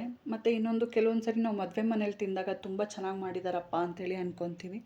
ಸೊ ಅವರು ಹೇಗೆ ಮಾಡ್ತಾರೆ ಅನ್ನೋ ಮೆಥಡಲ್ಲೇ ನಾನು ಸಾಮಾನ್ಯವಾಗಿ ಮಾಡುವಂಥದ್ದು. ನಾನೊಬ್ಬರನ್ನ ಕೇಳಿ ತಿಳ್ಕೊಂಡೇ ಈ ರೀತಿ ಮಾಡ್ತಾ ಇರೋದು. ತುಂಬ ಚೆನ್ನಾಗಿರುತ್ತೆ, ನೀವು ಇದನ್ನು ಟ್ರೈ ಮಾಡಿ ಅಂತೇಳಿ ಕೇಳ್ತೀನಿ. ಆದಷ್ಟು ಶಾವಿಗೆನ ಕೆಂಪಾಗೋವರೆಗೂ ನಾವು ಹುರ್ಕೋಬೇಕಾಗತ್ತೆ, ಕೈ ಬಿಡಬಾರ್ದು, ಬಿಟ್ಟರೆ ಸೀದೋಗ್ಬಿಡುತ್ತೆ. ಅಲ್ಲಿವರೆಗೂ ನಾವು ಇದು ಮಾಡ್ಕೋಬೇಕು. ನೋಡಿ ಈ ರೀತಿ ಕೆಂಪಾಗತ್ತಲ್ಲ, ಈ ಟೈಮಲ್ಲಿ ಸ್ವಲ್ಪ ಸಿಮ್ಮಲ್ಲಿ ಇಟ್ಕೊಂಡ್ರೆ ಸಾಕಾಗತ್ತೆ. ನೋಡಿ ಈ ರೀತಿ ಹುರ್ಕೋಬೇಕು. ಈ ಕಲರ್ ಬರುತ್ತಲ್ಲ ಇಲ್ಲಿವರೆಗೂ. ಸ್ವಲ್ಪ ಕಲರ್ ಬರ್ತಾಯಿದೆ ಅಂದಾಗಲೇ ನಾವು ಒಲೆನ ಕಡಿಮೆ ಮಾಡ್ಕೊಂಬಿಟ್ರೆ ಸಾಕು. ನೋಡಿ ಈ ರೀತಿ ಚೆನ್ನಾಗಿ ಹುರ್ಕೊಂಡ್ರೆ ಒಳ್ಳೆ ಘಮ ಮತ್ತು ತಿನ್ನೋದಕ್ಕೂ ಚೆನ್ನಾಗಿರುತ್ತೆ, ಹಸಿ ಬರೋದಿಲ್ಲ. ಇಷ್ಟಾದರೆ ಸಾಕು. ಇದಕ್ಕೇ ನಾನು ಮೊದಲೇ ಬಿಸಿ ನೀರು ಕಾಯಿಸಿ ರೆಡಿ ಮಾಡಿ ಇಟ್ಕೊಂಡಿದ್ದೆ. ಯಾವಾಗಲೂ ನಾವು ಶಾವಿಗೆ ಹುರಿದಾದ್ಮೇಲೆ ತಣ್ಣೀರು ಹಾಕೋಕ್ಕೆ ಹೋಗಬಾರ್ದು, ಬಿಸಿ ನೀರನ್ನೇ ಹಾಕೋಬೇಕು. ಬಿಸಿ ನೀರು ಹಾಕೋದ್ರಿಂದ ಒಂದು ಬೇಗ ಬೇಯುತ್ತೆ, ಮತ್ತು ಇನ್ನೊಂದು ಏನಂತಂದರೆ ಅದು ಏನು ಶಾವಿಗೆ ಇರುತ್ತಲ್ಲ ಅಂಟೋದಿಲ್ಲ ನೀಟಾಗೆ. ಆ ಸ್ಟಾರ್ಚ್ ಎಲ್ಲ ಬಿಸಿ ನೀರಲ್ಲಿ ಹೊಂದ್ಕೊಳ್ಳುತ್ತೆ. ನಾವು ತಣ್ಣೀರು ಹಾಕಿದ ತಕ್ಷಣ ನೀವು ಸಾಮಾನ್ಯ ನೋಡ್ಬೋದು ಎಲ್ಲ ಒಂದೇ ಕಡೆ ಆಗಿಬಿಡುತ್ತೆ ಶಾವಿಗೆ. ಹಾಗಾಗಿ ಶಾವಿಗೆಗೆ ತಣ್ಣೀರು ಹಾಕೋಕ್ಕೆ ಹೋಗಬೇಡಿ, ಸ್ವಲ್ಪ ಬಿಸಿ ನೀರನ್ನೇ ಬಿಸಿ ಮಾಡಿ ಹಾಕಿ. ನಾನಿಲ್ಲಿ 1 ಬಟ್ಲು ಶಾವಿಗೆಗೆ 2 ಬಟ್ಲಷ್ಟು ನೀರನ್ನ ಕಾಯಿಸಿಟ್ಟಿದ್ದೆ. ಯಾಕೆ ನಾನು ಹಾಲು ಕೂಡ ಮಿಕ್ಸ್ ಮಾಡೋದ್ರಿಂದ 2 ಬಟ್ಲು ನೀರು ಹಾಕಿ ಮೊದಲಿಗೆ ಶಾವಿಗೆನ ಬೇಯಿಸ್ಕೊತಾ ಇರೋವಂಥದ್ದು. ನೀರಲ್ಲಿ ಶಾವಿಗೆ ಬೆಂದರೆ ಹಾಲು ಹಾಕಿದಾಗ ಗಟ್ಟಿ ಆಗಲ್ಲ, ತೆಳುಗೆ ಇರುತ್ತೆ. ಇದು ನೀರಲ್ಲೇ ಚೆನ್ನಾಗಿ ಬೇಯಬೇಕು. ಒಂದು 10 ನಿಮಿಷದಲ್ಲಿ ಶಾವಿಗೆ ಪಾಯಸ ಆಗೋಗುತ್ತೆ, ತುಂಬ ಏನು ಸಮಯ ಹಿಡಿಯೋದಿಲ್ಲ ಇದಂತೂ. ನೋಡಿ ಈ ರೀತಿ ಚೆನ್ನಾಗಿ ಬೇಯಬೇಕಾಗತ್ತೆ. ಬೇಯಬೇಕಾದ್ರೆ ಒಂದೆರಡು ಸರಿ ಮಧ್ಯ ಕೈ ಆಡಿಸ್ಕೊಂಬಿಡಿ, ಇಲ್ಲ ಅಂತಂದರೆ ತಳ ಹಿಡಿಯುತ್ತೆ ಅನ್ನೋದು ಒಂದು ಭಯ ಇರುತ್ತಲ್ಲ, ಅದಿರೋದಿಲ್ಲ. ನೋಡಿ ಈ ರೀತಿ ಈಗ ನೋಡಿ ಬೇಯ್ತಾ ಬೇಯ್ತಾ ನೀರೆಲ್ಲ ಕಡಿಮೆ ಆಗಿದೆ. ನೋಡಿ ಇಷ್ಟು ಬೆಂದರೆ ಸಾಕಾಗುತ್ತೆ. ನೋಡಿ ತೋರಿಸ್ತೀನಿ ನೋಡಿ ನಿಮಗೆ. ಇವಾಗ ಇಷ್ಟು ಬೆಂದರೆ ಸಾಕಾಗುತ್ತೆ, ಬೆಂದಿದೆ. ಇವಾಗ ಇದಕ್ಕೆ ನಾನಿಲ್ಲಿ ಮೊದಲಿಗೆ ಏಲಕ್ಕಿ ಪುಡಿ ಸೇರಿಸ್ಕೊತಾ ಇದ್ದೀನಿ. ಏಲಕ್ಕಿ ಪುಡಿಗೆ ಸಾಮಾನ್ಯವಾಗಿ ಸಕ್ಕರೆ ಸೇರಿಸಿನೇ ಪೌಡ್ರ್ ಮಾಡಿಟ್ಟಿರ್ತೀನಿ, ಸಿಪ್ಪೆ ಸಮೇತ ಹಾಕ್ಕೊಂಡಿರ್ತೀನಿ. ಹಾಗಾಗಿ ಅದೇ ಪುಡಿನ ನಾನಿಲ್ಲಿ ಸೇರಿಸ್ಕೊಂಡೆ. ಮತ್ತು ಇವಾಗ ಸಕ್ಕರೆ ಸೇರಿಸ್ಕೊತಾ ಇದ್ದೀನಿ. ನಾನು ಈ ಬಟ್ಲಲ್ಲಿ 1 ಬಟ್ಲು ಶಾವಿಗೆ ಹಾಕಿದೆ, ಅದರಲ್ಲಿ 3/4 ಬಟ್ಲಾಗೋಷ್ಟು ಸಕ್ಕರೆನ ಸೇರಿಸ್ಕೊತಾ ಇದ್ದೀನಿ. ಹಾಗೆಯೇ ಮೊದಲೇ ಫ್ರೈ ಮಾಡಿ ಇಟ್ಕೊಂಡಂಥ ದ್ರಾಕ್ಷಿ, ಗೋಡಂಬಿ, ಬಾದಾಮಿ ಕೂಡ ಇದರಲ್ಲೇ ಸೇರಿಸ್ಕೊತಾ ಇದ್ದೀನಿ. ಎಲ್ಲನೂ ಇವಾಗ ಒಂದು ಸರಿ ಮಿಕ್ಸ್ ಮಾಡಿಬಿಡೋಣ. ಶಾವಿಗೆ ಬೆಂದಾದ್ಮೇಲೆ ಯಾವಾಗಲೂ ಸಕ್ಕರೆ ಹಾಕಿ, ಮೊದಲೇ ಸಕ್ಕರೆ ಹಾಕೋಕ್ಕೆ ಹೋಗ್ಬಿಡಿ, ಇಲ್ಲ ಶಾವಿಗೆ ಬೇಯೋದಿಲ್ಲ, ನಿಧಾನ ಆಗುತ್ತೆ. ಇವಾಗ ಸಕ್ಕರೆ ಕರಗೋದಕ್ಕೆ ಬಿಟ್ಬಿಡೋಣ. ಒಂದು ಸರಿ ತಿರ್ಗಾ ಆದಮೇಲೆ ಮತ್ತೇನು ಇದಿರೋಲ್ಲ, ಅದು ಬೇಯಬೇಕಾದ್ರೆ ಗೊತ್ತಾಗುತ್ತೆ. ನೋಡಿ ಇವಾಗ ಬೆಂದಾಗಿದೆ, ಸಕ್ಕರೆನೂ ಚೆನ್ನಾಗಿ ಕರಗಿದೆ, ಒಳ್ಳೆ ಘಮನೂ ಬರ್ತಾಯಿದೆ. ಇವಾಗ ನಾನು ಇಲ್ಲಿ ಹಾಲನ್ನ ಸೇರಿಸ್ಕೊತಾ ಇದ್ದೀನಿ. ಇದಕ್ಕೆ ನಾನು 1/4 ಲೀಟ್ರಿಗಿನ್ನ ಸ್ವಲ್ಪ ಹಾಲಿನ ಸ್ವಲ್ಪ ಜಾಸ್ತಿ ಸೇರಿಸ್ಕೊತಾ ಇದ್ದೀನಿ. ಹಾಲು ಹಾಕಿ ತುಂಬ ಹೊತ್ತು ಕುದಿಯೋ ಅಷ್ಟೊಂದು ಇರಲ್ಲ, ನಾನು ಇಲ್ಲಿ ಕಾಯಿಸಿರೋ ಹಾಲನ್ನೇ ಹಾಕಿರುವಂಥದ್ದು. ಒಂದು ಕುದಿ ಬರ್ತಿದ್ದಂಗೆ ನಾವು ಇದನ್ನು ಆಫ್ ಮಾಡಿಕೊಂಡ್ರೆ ಸಾಕಾಗತ್ತೆ. ಹಾಲು ಹಾಕಿದ್ಮೇಲೆ ನೀಟಾಗಿ ಒಂದು ಸರಿ ಮಿಕ್ಸ್ ಮಾಡ್ಕೋಬೇಕಾಗತ್ತೆ. ನೋಡಿ ಅದು ಒಂದು ಕುದಿ ಬರೋವರೆಗೂ ಇದ್ದಾದಮೇಲೆ ಆಮೇಲೆ ಕೆಳಗಡೆ ಇಳಿಸ್ಕೊಂಡ್ರೆ ಸಾಕಾಗತ್ತೆ. ಹಾರದ ಮೇಲೆ ತುಂಬ ಏನು ಗಟ್ಟಿ ಆಗೋದಿಲ್ಲ ಇದು, ಯಾಕೆಂದರೆ ನಾವು ಮೊದಲೇ ನೀರಲ್ಲಿ ಬೇಯಿಸಿರೋದು, ಇವಾಗ ಹಾಲು ಹಾಕಿದ್ದೀವಲ್ಲ, ಹಾಗಾಗಿ ಹಂಗೆ ತೀರಾ ಇಲ್ಲ ಗಟ್ಟಿ ಆಯಿತು, ನಮ್ಗೆ ಗಟ್ಟಿ ಅನ್ನಿಸ್ತಾ ಇದೆ ಅಂತ ಅಂದರೆ ಮತ್ತು ಇನ್ನೊಂದು ಸ್ವಲ್ಪ ಹಾಲನ್ನ ಸೇರಿಸ್ಕೊಂಡ್ರು ಸರಿ ಹೋಗುತ್ತೆ. ನೋಡಿ ಇವಾಗ ಕುದೀತಾ ಇದೆ, ಚೆನ್ನಾಗಿ ಒಳ್ಳೆ ಘಮ ಬರ್ತಾ ಇದೆ. ತುಂಬ ಸಿಂಪಲ್ಲಾಗಿ ಮಾಡ್ಕೊಳ್ಳೋ ಅಂಥದ್ದು. ಬೇಕು ಅಂದಾಗ ಮಕ್ಕಳು ತಿನ್ನಬೇಕು ಅಂದಾಗ, ನಮಗೆ ತಿನ್ನಬೇಕು ಅಂತ ಅನ್ನೋದಾಗ್ಲೂ ಅಷ್ಟೇ ಇನ್ಸ್ಟೆಂಟಾಗಿ ಮಾಡ್ಕೊಳ್ಳೋ ಅಂಥದ್ದು, ಬೇಗನೆ ಮಾಡ್ಕೋಬಹುದು. ನಾವೇನು ಮಾಡೋದಕ್ಕೂ ಮುಂಚೆ ನಾವು ಮಾಡ್ಕೊಂಡು ತಿಂತೀವಿ, ನಮಗೋಸ್ಕರ ಅನ್ನೋ ಒಂದು ಖುಷಿ ಇದ್ದರೆ ಫ್ರೆಂಡ್ಸ್, ನಾವು ಏನು ಬೇಕಾದರೂ ಮಾಡ್ಕೊಂಡು ತಿನ್ಕೋಬಹುದು. ನೋಡಿ ಇವಾಗ ಕುದಿಯೋದಕ್ಕೆ ಶುರುವಾಗಿದೆ, ಚೆನ್ನಾಗಿದೆ. ಘಮ ಮಾತ್ರ ಒಳ್ಳೆ ಘಮ ಬರ್ತಾ ಇದೆ.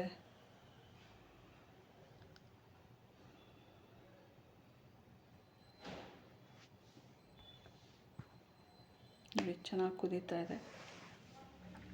ನಾವು ಫಸ್ಟೇ ಹಾಲು ಕೇರ್ ಮಾಡಿಕೊಂಡ್ರೆ ಲಾಸ್ಟಲ್ಲಿ ನಾವು ತಿನ್ನೋದು ಊಟ ಟೈಮ್ಗೆ ಹಾರಿರುತ್ತೆ, ತಣ್ಣಗಾಗಿರುತ್ತೆ. ಬಿಸಿ ಬಿಸಿ ಯಾರೂ ಹಾಲು ಕೇರ್ ತೊಗೊಳ್ಳೋದಿಲ್ಲ ಅಲ್ವಾ, ಹಾರದ ಮೇಲೇ ಎಲ್ಲರೂ ಸಾಮಾನ್ಯ ಹಾಲು ಕೇರ್ ಕುಡಿಯೋದು. ಹಾಗಾಗಿ ಫಸ್ಟ್ ಐಸ್ ಕ್ರೀಮು ಆಮೇಲೆ ಹಾಲು ಕೇರ್ ಮಾಡಿದ್ದು. ನಾನು ಬೇರೆ ಅಡುಗೆ ಮಾಡೋ ಅಷ್ಟರಲ್ಲಿ ಇದು ಹಾರಿರುತ್ತೆ ಅಂತ ಹೇಳಿ ಮಾಡಿದ್ದಂಥದ್ದು ಒಂದು ತಟ್ಟೆಗೆ ಅಥವಾ ಒಂದು ಬೌಲ್ಗೆ ಹಾಕಿಟ್ಬಿಟ್ರೆ ಬೇಗ ಹಾರೋಗುತ್ತೆ, ತಣ್ಣಗಾಗತ್ತಲ್ವ, ಹಾಗಾಗಿ ಬೇಗನೆ ಮಾಡ್ಕೊಂಡಿದ್ದು. ನೋಡಿ ಇವಾಗ ನಾನು ತಿರುಗ್ತಾ ಇದ್ದೀನಿ ಒಂದು ಸರಿ. ನೋಡಿ ಗಟ್ಟಿಗಾಗಿದೆ ಹಾಲು ಹಾಕಿದ್ಮೇಲೆ ಎಲ್ಲನೂ. ನೋಡಿ ಇವಾಗ ಸಾಕು ಇದಿಷ್ಟು, ನಾನು ಇದನ್ನು ಇಳಿಸ್ಕೊತೀನಿ. ನೆಕ್ಸ್ಟು ನಾನಿಲ್ಲಿ ಒಂದು ಕುಕ್ಕರ್ ಇಟ್ಕೊಂಡಿದ್ದೀನಿ. ಇಲ್ಲಿ ನಾನಿವಾಗ ಮಾಡ್ಕೊತಾ ಇರೋದು ಗೀ ರೈಸು. ಇಲ್ಲಿ 1 ಟೇಬಲ್ ಸ್ಪೂನಷ್ಟು ನಾನು ತುಪ್ಪ ಹಾಕಿ ರೆಡಿ ಮಾಡಿ ಇಟ್ಕೊಂಡಿದ್ದೀನಿ. ಅದಕ್ಕೆ ನೋಡಿ ನಾನಿಲ್ಲಿ ಪಲಾವ್ ಎಲೆ, 1 ಇಂಚ್ ಚಕ್ಕೆ ಮತ್ತು 4 ಲವಂಗ, ಒಂದು ಚಕ್ಕೆ ಹೂವು ಹಾಕ್ಕೊಂಡಿದ್ದೀನಿ. ಅಲ್ಲಿ 1 ಟೀ ಸ್ಪೂನಷ್ಟು ಜೀರಿಗೆ, ಒಂದು 6-7 ಗೋಡಂಬಿ ಹಾಕ್ಕೊಂಡು ಖಾರಕ್ಕಾಗೋಷ್ಟು ಹಸಿಮೆಣ್ಸಿನ್ಕಾಯಿ ಹಾಕ್ಕೊತಾ ಇದ್ದೀನಿ. ಇದಿಷ್ಟೂ ಫ್ರೈ ಮಾಡ್ಕೊಂಬಿಡೋಣ. ಗೀ ರೈಸ್ ತುಂಬ ಥರ ಮಾಡಬಹುದು, ಇದು ಇನ್ಸ್ಟೆಂಟಾಗಿ ಮಾಡ್ಕೊಳ್ಳೋ ಅಂಥದ್ದು. ನಾನು ತೆಂಗಿನಕಾಯಿ ಹಾಲು ಹಾಕಿನೂ ಮಾಡಿದ್ದೀನಿ, ಮತ್ತು ಹಾಗೆ ಹಾಲು ಮೊಸರು ಸೇರಿಸಿನೂ ಮಾಡಬಹುದು, ಚೆನ್ನಾಗಿರುತ್ತೆ. ಈರುಳ್ಳಿ, ಶುಂಠಿ, ಬೆಳ್ಳುಳ್ಳಿ ಪೇಸ್ಟ್ ಎಲ್ಲ ಹಾಕಿ ಸೇರಿಸಿ ಮಾಡ್ತಾರೆ. ಇದು ಸಿಂಪಲ್ಲಾಗಿ ಮಾಡ್ಕೊಳ್ಳೋ ಅಂಥದ್ದು, ಬೇಗನೂ ಮಾಡ್ಕೊಳ್ಳೋ ಅಂಥದ್ದು. ಹೆವಿ ಊಟ ಆದಾಗ ನಮಗೆ ತುಂಬ ಮಸಾಲೆ ಅನಿಸುತ್ತಲ್ವ, ಹಾಗಾಗಿ ಬೇಡ ಅಂಥೇಳಿ ನಾನು ಈ ರೀತಿ ಸಿಂಪಲ್ಲಾಗಿ ಮಾಡ್ಕೊಂಡೋದು. ಇದಕ್ಕೆ ಬಾಸುಮತಿ ಅಕ್ಕಿನ ನಾನು ಯೂಸ್ ಮಾಡ್ತಾಯಿರೋದು. ಮೊದಲೇ ತೊಳೆದು ಇಟ್ಕೊಂಡಿದ್ದೆ 1 ಲೋಟದ ಅಕ್ಕಿ ಅಷ್ಟನ್ನ, ಅದನ್ನು ಹಾಕಿ ಇಲ್ಲಿ ಹುರ್ಕೊಂಬಿಡೋಣ. ನೋಡಿ ಈ ರೀತಿ ಹುರ್ಕೊಂಡ್ರೆ ಆಗುತ್ತೆ. ನೋಡಿ 1 ಲೋಟದಲ್ಲಿ ನಾನು ಅಕ್ಕಿ ಹಾಕ್ಕೊಂಡಿದ್ದೆ, ಇದರಲ್ಲಿ 1 ಮುಕ್ಕಾಲು ಲೋಟ ಅಷ್ಟು ನಾನು ನೀರು ಸೇರಿಸ್ಕೊತೀನಿ. ಇದು ಅಷ್ಟು ನೀರು ಸೇರಿಸ್ಕೊಂಡ್ರೆ ಕುಕ್ಕರಲ್ಲಿ ಆರಾಮಾಗಿ ಉದುದ್ರಾಗೆ ಬರುತ್ತೆ. ಇಷ್ಟ ಆದರೆ ಸಾಕಾಗತ್ತೆ. ನೋಡಿ ನಾನಿಲ್ಲಿ ಫಸ್ಟು ನೀರು ಸೇರಿಸ್ಕೊಂಡ್ಬಿಡ್ತೀನಿ. ಮೊದಲಿಗೆ 1 ಲೋಟ ನೀರು ಹಾಕ್ಕೊಂಡಿದ್ದೀನಿ. ಅದ್ರ ಜೊತೆಗೆ 1/4 ಲೋಟ ನೀರು ಸೇರಿಸ್ಕೊಂಡ್ರೆ ಸಾಕಾಗತ್ತೆ, ಬೇಗ ಆಗುತ್ತೆ. ಮತ್ತು 1/4 ಲೋಟ ಹಾಕಿ ನೀರನ್ನ ನಾವು ಕುಕ್ಕರಲ್ಲೇ ಈ ಥರ ಬಾಸುಮತಿ ರೈಸಲ್ಲಿ ಮಾಡ್ಕೋಬೋದು. ಕೆಲವೊಂದು ಸರಿ ಒಂದೊಂದು ಮುದ್ದೆ ಆಗಿಬಿಡುತ್ತೆ, ಅಂದರೆ ತುಂಬ ಬೆಂದೋಗ್ಬಿಡುತ್ತೆ, ಅಂದರೆ ಸ್ವಲ್ಪ ನೀರು ಕಡಿಮೆ ಮಾಡ್ಕೊಳ್ಳಿ. ಇವಾಗ ರುಚಿಗೆ ತಕ್ಕಷ್ಟು ಉಪ್ಪು ಕೂಡ ಸೇರಿಸ್ಕೊಂಡಿದ್ದೀನಿ. ಈಗ ನೀರು ಉಪ್ಪು ಹಾಕಿದಾಗಿದೆ. ಒಂದು ಸರಿ ಮಿಕ್ಸ್ ಮಾಡ್ಕೊಂಬಿಡೋಣ. ಮಿಕ್ಸ್ ಮಾಡಾದ್ಮೇಲೆ 1 ವಿಷಲ್ ಕೂಗಿಸ್ಕೊಂಡ್ರೆ ಸಾಕು, ತುಂಬ ಹೊತ್ತೇನೂ ಇದಿಲ್ಲ, ಒಳ್ಳೆ ರುಚಿ ಸಿಗತ್ತೆ ಇದಂತೂ.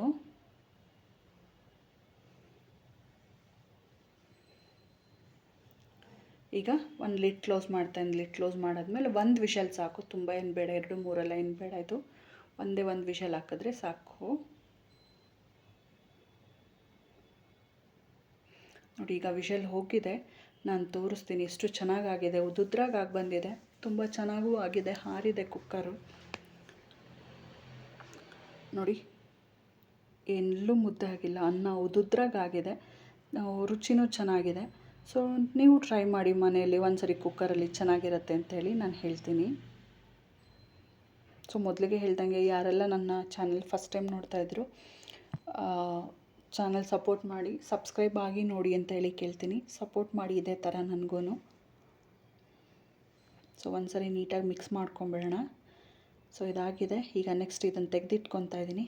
ಇವಾಗ ನಾನು ಇಲ್ಲಿ ಒಂದು ಬಾಣಲಿಗೆ ಎಣ್ಣೆ ಹಾಕಿಟ್ಟಿದ್ದೆ, ಬಿಸಿ ಆಗಿದೆ, ಅದಕ್ಕೆ ಸ್ವಲ್ಪ ಸಾಸಿವೆ ಹಾಕ್ಕೊತಾ ಇದ್ದೀನಿ. ಇದು ನಾನು ಮಾಡ್ತಾ ಇರೋದು ಇವಾಗ ಬೀಟ್ರೂಟ್ ಪಲ್ಯ, ತುಂಬ ಸುಲಭವಾಗಿ ಮಾಡ್ಕೊಳ್ಳೋವಂಥದ್ದು. ಒಂದೇ ಒಂದು ಚಿಕ್ಕ ಈರುಳ್ಳಿ ತೊಗೊಂಡಿದ್ದೆ, ಚಿಕ್ಕ ಚಿಕ್ಕದಾಗಿ ಕಟ್ ಮಾಡಿ, ಅದನ್ನು ಇದ್ರ ಜೊತೆಯಲ್ಲಿ ಸೇರಿಸ್ಕೊತಾ ಇದ್ದೀನಿ. ಚೆನ್ನಾಗಿ ಫ್ರೈ ಮಾಡ್ಕೊಂಬಿಡೋಣ ಮೊದಲಿಗೆ.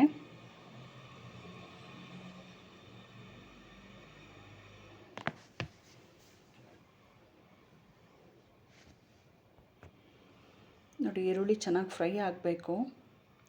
ಬೀಟ್ರೂಟ್ ನಮ್ಮ ದೇಹಕ್ಕೆ ತುಂಬ ಒಳ್ಳೆಯದು. ಕೆಲವರು ಹೀಟ್ ಅಂತ ತಿನ್ನೋದಿಲ್ಲ, ಬಟ್ ಇದರಲ್ಲಿ ನಮಗೆ ಬ್ಲಡ್ ಕೌಂಟ್ ಜಾಸ್ತಿ ಆಗುತ್ತೆ, ರಕ್ತಕ್ಕೆ ತುಂಬ ಒಳ್ಳೆಯದು. ಮತ್ತು ನಮ್ಮ ಸ್ಕಿನ್ನಿಗೆ, ಹೇರಿಗೆ ಕೂಡ ತುಂಬ ಒಳ್ಳೆಯದು ಬೀಟ್ರೂಟು. ನಾವು ಆವಾಗವಾಗ ತಿನ್ನಬೇಕು, ಬೀಟ್ರೂಟ್ ತುಂಬ ಒಳ್ಳೆಯದಾಗುತ್ತೆ ದೇಹಕ್ಕೆಲ್ಲ. ನೋಡಿ ಈಗ ಚೆನ್ನಾಗಿ ಬೆಂದಿದೆ ಈರುಳ್ಳಿ ಫ್ರೈ ಆಗಿರೋದು. ಸೊ ಇದಕ್ಕೆ ನಾನು ಇವಾಗ ಒಂದೇ 1 ಸ್ಪೂನಷ್ಟು ತೆಂಗಿನಕಾಯಿ ತುರಿನ ಸೇರಿಸ್ಕೊತಾ ಇದ್ದೀನಿ.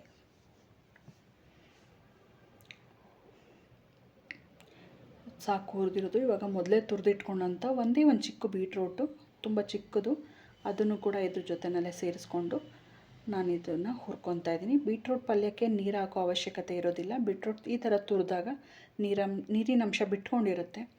ಸೊ ಹಾಗಾಗಿ ನಾವು ಸಿಮ್ಮಲ್ಲಿ ಉರಿತಾನೆ 1-2 ನಿಮಿಷ ಆದಮೇಲೆ 1 ಲಿಡ್ ಕ್ಲೋಸ್ ಮಾಡಿದ್ರೆ ಆರಾಮಾಗಿ ಬೆಂದೋಗಿರುತ್ತೆ. ನೋಡಿ ಈ ರೀತಿ ನಿಧಾನಕ್ಕೆ ಮಿಕ್ಸ್ ಮಾಡ್ಕೋಬೇಕಾಗತ್ತೆ. ನಾವು ಹುರಿತಾನೆ ಇದು ಬೆಂದೋಗಿರುತ್ತೆ. ಕ್ಯಾರೆಟು, ಬೀಟ್ರೂಟ್ ಇದೆಲ್ಲ ಈ ಥರ ಹುರಿದು ಪಲ್ಯ ಮಾಡೋದ್ರಿಂದ ಬೇಗ ಇದಾಗುತ್ತೆ. ರುಚಿಗೆ ತಕ್ಕಷ್ಟು ಉಪ್ಪು ಕೂಡ ನಾನು ಇವಾಗ ಸೇರಿಸ್ಕೊತಾ ಇದ್ದೀನಿ. ನೋಡಿ ತುಂಬ ಸಿಂಪಲ್ಲಾಗಿ ಮಾಡ್ಕೊಂಡಿದ್ದಂಥ ಬೀಟ್ರೂಟ್ ಪಲ್ಯನ ಇದನ್ನು ಹೀಗೆ ನೋಡಿ ಈ ರೀತಿ ಮಾಡಿಕೊಂಡ್ರೆ ಚೆನ್ನಾಗಾಗತ್ತೆ. ಬೆಂದಿದೆ ಇವಾಗ. ನೋಡಿ ಈಗ ಬೆಂದಾಗ ಈ ಥರ ಅವು ಹೊಂದ್ಕೊಂಡು ಬರೋದು ಅಂತೇಳಿ ಹೇಳ್ತಾರಲ್ಲ, ಎಲ್ಲ ಹತ್ರ ಬಂದು ಸೇರಿಕೊಳ್ಳುತ್ತೆ ತಳ ಬಿಟ್ಕೊಂಡು. ಆಗ ನಮಗೆ ಗೊತ್ತಾಗುತ್ತೆ ಬೆಂದಿದೆ ಅಂತೇಳಿ. ನಾನು 1-2 ನಿಮಿಷ ಲಿಡ್ ಕ್ಲೋಸ್ ಮಾಡಿ ತೆಗೆದಿದ್ದೀನಿ. ನೋಡಿ ಇಷ್ಟ ಆದರೆ ಸಾಕಾಗತ್ತೆ.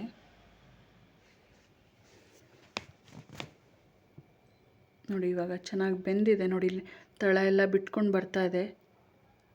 ಒಂದೇ ಒಂದು ಹನಿನೂ ನೀರಿನ ಅಂಶ ಇದರಲ್ಲಿಲ್ಲ, ಚೆನ್ನಾಗಾಗಿದೆ ನೋಡಿ.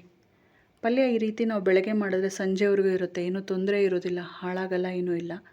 ಸೊ ಈಗ ಪಲ್ಯ ಆಗಿದೆ, ಸಾಕು, ಎತ್ತಿಟ್ಬಿಡೋಣ. ನಾನಿಲ್ಲಿ ಮತ್ತೆ ಒಂದು ಬಾಣಲಿಗೆ 1 ಸ್ಪೂನಷ್ಟು ಎಣ್ಣೆ ಹಾಕ್ಕೊಂಡಿದ್ದೀನಿ. ಅದಕ್ಕೆ ಇಲ್ಲಿ ನಾನು ಸೇರಿಸ್ಕೊತಾ ಇರೋದು ಮೊದಲಿಗೆ ಗೋಡಂಬಿ ಸೇರಿಸ್ಕೊತಾ ಇದ್ದೀನಿ. ನಾನು ಏನು ಮಾಡಿದ್ದು ಅಂತ ಹೇಳಲಿಲ್ಲ, ಮೊಸರನ್ನಕ್ಕೆ ಒಗ್ಗರಣೆ ಮಾಡ್ಕೊತಾ ಇದ್ದೀನಿ ಅಷ್ಟೇ, ಇನ್ನೇನಿಲ್ಲ. ಗೋಡಂಬಿನ ಮೊದಲಿಗೆ ಹುರ್ಕೊಳ್ಳೋಣ. ಅದ್ರ ಜೊತೆಲೇ ದ್ರಾಕ್ಷಿ ಕೂಡ ಸೇರಿಸ್ಕೊತಾ ಇದ್ದೀನಿ. ಅದರೂ ಕೂಡ ಇವಾಗ ಹುರ್ಕೊಂಬಿಡೋಣ. ಫಸ್ಟ್ ಗೋಡಂಬಿ ಹಾಕ್ಕೊಂಡು ಆಮೇಲೆ ದ್ರಾಕ್ಷಿ ಹಾಕ್ಕೊಂಡ್ರೆ ಒಂದೇ ಸಮ ಪ್ರಮಾಣದಲ್ಲಿ ಅದು ಫ್ರೈ ಆಗುತ್ತೆ. ಇದಕ್ಕೆ ಇವಾಗ ನಾನು ಕರ್ಬೇವಿನ ಸೊಪ್ಪು ಸೇರಿಸ್ಕೊತಾ ಇದ್ದೀನಿ, ಹಾಗೆ ಒಣಮೆಣ್ಸಿನ್ಕಾಯಿ ಸೇರಿಸ್ಕೊತಾ ಇದ್ದೀನಿ, ಹಾಗೆ ಜೀರಿಗೆ ಮತ್ತು ಸಾಸಿವೆ ಎರಡನ್ನೂ ಕೂಡ ಸೇರಿಸ್ಕೊತಾ ಇದ್ದೀನಿ. ಎಲ್ಲನೂ ಸಿಮ್ಮಲ್ಲೇ ಇಟ್ಕೊಂಡು ಹುರ್ಕೊಂಬರೋಣ. ನಾನು ಅನ್ನ ಮೊದಲೇ ಮಾಡಿ ಮೊಸರು ಹಾಕಿ ಕಲಸಿ ರೆಡಿ ಮಾಡಿ ಇಟ್ಟಿದ್ದೀನಿ. ಸೊ ಅದಕ್ಕೆ ಒಗ್ಗರಣೆನ ನಾನು ಸೇರಿಸ್ಕೊತಾ ಇರೋವಂಥದ್ದು. ಅನ್ನ ಫಸ್ಟೇ ಮಾಡಿ ಹಾರಕ್ಕೆ ಇಟ್ಬಿಟ್ರೆ ಮೊಸರನ್ನ ಇದಾಗುತ್ತೆ ನೋಡಿ. ಇವಾಗ ಚೆನ್ನಾಗಾಗಿದೆ ಒಗ್ಗರಣೆ. ಈಗ ಮೊದಲೇ ಕಲಸಿಟ್ಕೊಂಡಿದ್ದಂತಹ ಅನ್ನ ಮೊಸರಕ್ಕೆ ನಾನಿಲ್ಲಿ ಸೇರಿಸ್ಕೊತಾ ಇರೋವಂಥದ್ದು ಒಗ್ಗರಣೆನ. ಇನ್ಸ್ಟೆಂಟಾಗಿ ಮಾಡ್ಕೊಳ್ಳೋ ಅಂಥ ಮೊಸರನ್ನ ಇದು. ಇವಾಗ ಕೊತ್ತಂಬರಿ ಸೊಪ್ಪು ಸೇರಿಸ್ಕೊಂಡಿದ್ದೀನಿ. ಒಂದು ಸರಿ ಮಿಕ್ಸ್ ಮಾಡಿಬಿಡೋಣ ನೀಟಾಗಿ. ನಾನಿಲ್ಲಿ ಮೊದಲೇ ಮೊಸರು ಉಪ್ಪು ಎಲ್ಲ ಸೇರಿಸಿ ರೆಡಿ ಮಾಡಿಟ್ಟಿದ್ದೆ. ಮೊಸರನ್ನ ಕೂಡ ರೆಡಿ ಆಯಿತು. ಈಗ ನಮ್ಮ ಮೀಲ್ ಪ್ಲೇಟ್ ರೆಡಿ ಮಾಡೋಣ. ಮೊದಲಿಗೆ ಮಾಡಿದಂಥ ಊಟದ್ದು ರೆಸಿಪಿ, ಲಂಚ್ ಊಟದ್ದು ಇದು. ಸೊ ಸೆಕೆಂಡ್ ಟೈಮ್ ಮಾಡ್ತಾ ಇರೋವಂಥದ್ದು ಇದು. ಸೊ ಮೊದಲನೇದು ನೋಡೋದಿಲ್ಲ ಬೇರೆ ಥರ, ಇದೊಂದು ಬೇರೆ ಥರ. ಎರಡು ಥರದ್ದು ಮಧ್ಯಾಹ್ನದ ಊಟದ ರೆಸಿಪೀಸ್ನ ನಾನಿಲ್ಲಿ ಅಪ್ಲೋಡ್ ಮಾಡಿದ್ದೀನಿ. ಹೇಗೆ ಬಂತು ಅಂತ ಹೇಳಿ ತಿಳಿಸೋದನ್ನು ಮಾತ್ರ ರೆಡಿ ಮಾಡಿಬೇಡಿ ಫ್ರೆಂಡ್ಸ್. ಸೊ ನೋಡೋದಿಲ್ಲ ಫ್ರೆಂಡ್ಸ್, ಈ ಥರ ಹೆವಿ ಊಟ ಮಾಡಿದಾಗ ಮನೆಯಲ್ಲೇ ಸೋಡಾ ಹೇಗೆ ಮಾಡೋದು ಅಂತ ಅದನ್ನು ಕೂಡ ನಾನು ಇಲ್ಲಿ ತೋರಿಸ್ತಾ ಇದ್ದೀನಿ. ಸೊ ಯಾವ ಬ್ರ್ಯಾಂಡ್ದಾದ್ರೂ ಸೋಡಾ ಓಕೆ, ಈ ಥರ ಮನೇಲಿ ಸೋಡಾ ಬೇಕಾಗುತ್ತೆ ಇದನ್ನು ಮಾಡೋದಕ್ಕೆ. ನಾನಿಲ್ಲಿ ಎರಡು ಥರ ಸೋಡಾ ಮಾಡೋದನ್ನು ತೋರಿಸ್ಕೊಡ್ತಾ ಇದ್ದೀನಿ. ಮೊದಲನೇದು ಏನಂತಂದರೆ ಮಾಮೂಲಿ ಫ್ರೆಶ್ ಟೈಮ್ ಸೋಡಾ ಮಾಡೋದನ್ನು ತೋರಿಸ್ತಾ ಇದ್ದೀನಿ. ನಾನಿಲ್ಲಿ ಒಂದು ಗ್ಲಾಸಿಗೆ ಅರ್ಧ ನಿಂಬೆಹಣ್ಣು ಆಗುವಷ್ಟು ಜ್ಯೂಸ್ ಹಾಕೊತಾ ಇದ್ದೀನಿ ಮೊದಲಿಗೆ. ಸೊ ಈ ರೀತಿ ಮನೆಯಲ್ಲೇ ನಾವು ಒಂದು ಜ್ಯೂಸ್ ಲೋಟ ಪ್ಲೇನ್ ಸೋಡಾ ಇಟ್ಕೊಂಡಿದ್ರೆ ಯಾವಾಗ ಬೇಕಾದರೂ ಸೋಡಾ ಮಾಡ್ಕೊಂಡು ಕುಡಿಬಹುದು, ಚೆನ್ನಾಗಿರುತ್ತೆ. ಸೊ ಮೊದಲಿಗೆ ನಾನಿಲ್ಲಿ ನಿಂಬೆಹಣ್ಣು ಜ್ಯೂಸ್ ಹಾಕ್ಕೊಂಡು ಅಂದರೆ ರಸ ಹಾಕ್ಕೊಂಡಿದ್ದೀನಿ. ಅದ್ರ ಜೊತೆಗೆ 2 ಟೇಬಲ್ ಸ್ಪೂನ್ ಅಷ್ಟು ಸಕ್ಕರೆ ಪುಡಿ ಸೇರಿಸ್ಕೊತಾ ಇದ್ದೀನಿ. ನಾವು ಜ್ಯೂಸ್ ಮಾಡಬೇಕಾದ್ರೆ ಸಾಮಾನ್ಯವಾಗಿ ಸಕ್ಕರೆ ಪುಡಿ ಸೇರಿಸ್ಕೊಳ್ಳೋದನ್ನ ಬೇಗ ಕರಗುತ್ತೆ, ಬೇಗನೂ ಆಗುತ್ತೆ. ಹಾಗಾಗಿ ನಾನು ಸಕ್ಕರೆ ಯೂಸ್ ಮಾಡ್ತಾ ಇದ್ದೀನಿ. ಅದಕ್ಕೆ ಆಗೋಷ್ಟು ಚಿಟಿಕೆ ನಾನು ಸೇರಿಸ್ಕೊತಾ ಇದ್ದೀನಿ. ಅದು ರುಚಿ ಮೊದಲಿಗೆ ನಿಂಬೆ ರಸ ಮತ್ತು ಸಕ್ಕರೆ ನಾನು ಉಪ್ಪು ಹಾಕಿಲ್ಲ, ಅದನ್ನೆಲ್ಲ ನಿಂಬೆಹಣ್ಣಿನ ಜ್ಯೂಸ್ ಮಿಕ್ಸ್ ಮಾಡ್ಕೊಂಡ್ಬಿಡೋಣ. 1 ಸೆಕೆಂಡ್ ತಿರುಗಿಸ್ಕೊಂಡ್ರೆ ಸಾಕಾಗುತ್ತೆ, ಮಿಕ್ಸ್ ಆಗುತ್ತೆ. ಅದಕ್ಕೆ ನಾನಿಲ್ಲಿ ಸೋಡಾನ ಯೂಸ್ ಮಾಡ್ತೀನಿ. ಸೋಡಾ ಯಾವ ಕಂಪ್ನಿದಾದ್ರೂ ನೀವು ತೊಗೋಬಹುದು. ಈ ಥರದ್ದು ನಾನು ಕಿನ್ಲೆ ತೊಗೊಂಡಿದ್ದೀನಿ ಸೋಡಾನ. ಪ್ಲೇನ್ ಸೋಡಾ ಮನೇಲಿ ಯಾವಾಗಲೂ ಇಟ್ಕೊಂಡ್ರೆ ಮನೆಯಲ್ಲಿ ಸೋಡಾ ನಮ್ಗೆ ಬೇಕಾದಾಗ ನಾವು ಮಾಡ್ಕೋಬಹುದು. ಹಾಗಾಗಿ ನಾನಿಲ್ಲಿ ಸೋಡಾನ ಸೇರಿಸ್ಕೊತಾ ಇದ್ದೀನಿ. ಇದು ತುಂಬ ಕೋಲ್ಡ್ ಇದೆ, ಒಟ್ಟಿಗೆ ಐಸ್ ಕ್ಯೂಬ್ಸ್ ಯೂಸ್ ಮಾಡ್ತೀನಿ. ಮತ್ತು ಒಟ್ಟಿಗೆ ನಾನಿಲ್ಲಿ ಸೋಡಾನ ಗ್ಲಾಸಿಗೆ ಹಾಕಿ ತಕ್ಷಣ ಯಾಕಂದರೆ ಒಟ್ಟಿಗೆ ಹಾಕೋದ್ರಿಂದ ಬಲ್ಸ್ ಎಲ್ಲ ಮೇಲೆ ಬರುತ್ತಲ್ಲ, ಸೊ ಅದು ಉಪ್ಪು ಬಿಡುತ್ತೆ. ಹಾಗಾಗಿ ಅರ್ಧ ಹಾಕಿದ್ಮೇಲೆ ಸ್ಪೂನಲ್ಲಿ ಒಂದ್ಸರಿ ತಿರುಗಿಸಾದ್ಮೇಲೆ ಮತ್ತೆ ನಾನಿಲ್ಲಿ ಸೋಡಾನ ಸೇರಿಸ್ಕೊತಾ ಇದ್ದೀನಿ. ಸೊ ನಾವು ಬೇರೆ ಜ್ಯೂಸ್ಗಳನ್ನೆಲ್ಲ ಕುಡಿಯೋದಕ್ಕಿಂತ ಈ ಥರ ನಿಂಬೆಹಣ್ಣು ಮನೇಲೆ ಸೋಡಾ ಮಾಡ್ಕೊತಾ ಇದ್ದೀನಿ. ಜೀರ್ಣ ಸೋಡಾ ತುಂಬ ಕೋಲ್ಡ್ ಇರೋದಕ್ಕೆ ನಾನಿಲ್ಲಿ ಐಸ್ ಕ್ಯೂಬ್ಸ್ನ ಯೂಸ್ ಮಾಡ್ತಾ ಸೋಡಾ ಕರೆಕ್ಟಾಗಿ ಬರುತ್ತೆ. ನೋಡಿ ಎಲ್ಲ ತುಂಬ ಸಿಂಪಲಾಗಿ ಮಾಡ್ಕೊಳ್ಳೋದು. ಫ್ರೆಶ್ ಲೈಮ್ ಸೋಡಾನ ಇಷ್ಟೇ ಈಸಿಯಾಗಿ ಮಾಡ್ಕೊಳ್ಳೋವಂಥದ್ದು. ಸೊ ಈಗ ಮತ್ತೆ ಇನ್ನೂ ಮಾಡೋದು ನಾನಿಲ್ಲಿ ನಿಮಗೆ ಸೋಡಾನ ನಾನು ತೋರಿಸ್ಕೊಡ್ತಾ ಇದ್ದೀನಿ ಹೇಗೆ ಮಾಡೋದು ಅಂತ. ಸೊ ಸೇಮ್ ಅದೇ ಥರದ ಇನ್ನೊಂದು ಗ್ಲಾಸ್ ತೊಗೊಂಡಿದ್ದೀನಿ. ಅದಕ್ಕೂ ಅರ್ಧ ನಿಂಬೆಹಣ್ಣು ಆಗೋಷ್ಟು ನಿಂಬೆಹಣ್ಣು ಜ್ಯೂಸ್ ತೊಗೊಂಡಿದ್ದೀನಿ. ಸೊ ನಾವು ಇದನ್ನು ಮನೆಯಲ್ಲಿ ನಿಂಬೆಹಣ್ಣು ಯಾವಾಗಲೂ ನಾವು ಎಕ್ಸ್ಟ್ರಾ ಡೈಜೆಷನ್ ಆಗುತ್ತೆ. ಹಾಗಾಗಿ ಇದಕ್ಕೂ ಅಷ್ಟೇ 2 ಸ್ಪೂನ್ ಸಕ್ಕರೆ ಪುಡಿ ಸೇರಿಸ್ಕೊತಾ ಇರುವಂಥದ್ದು.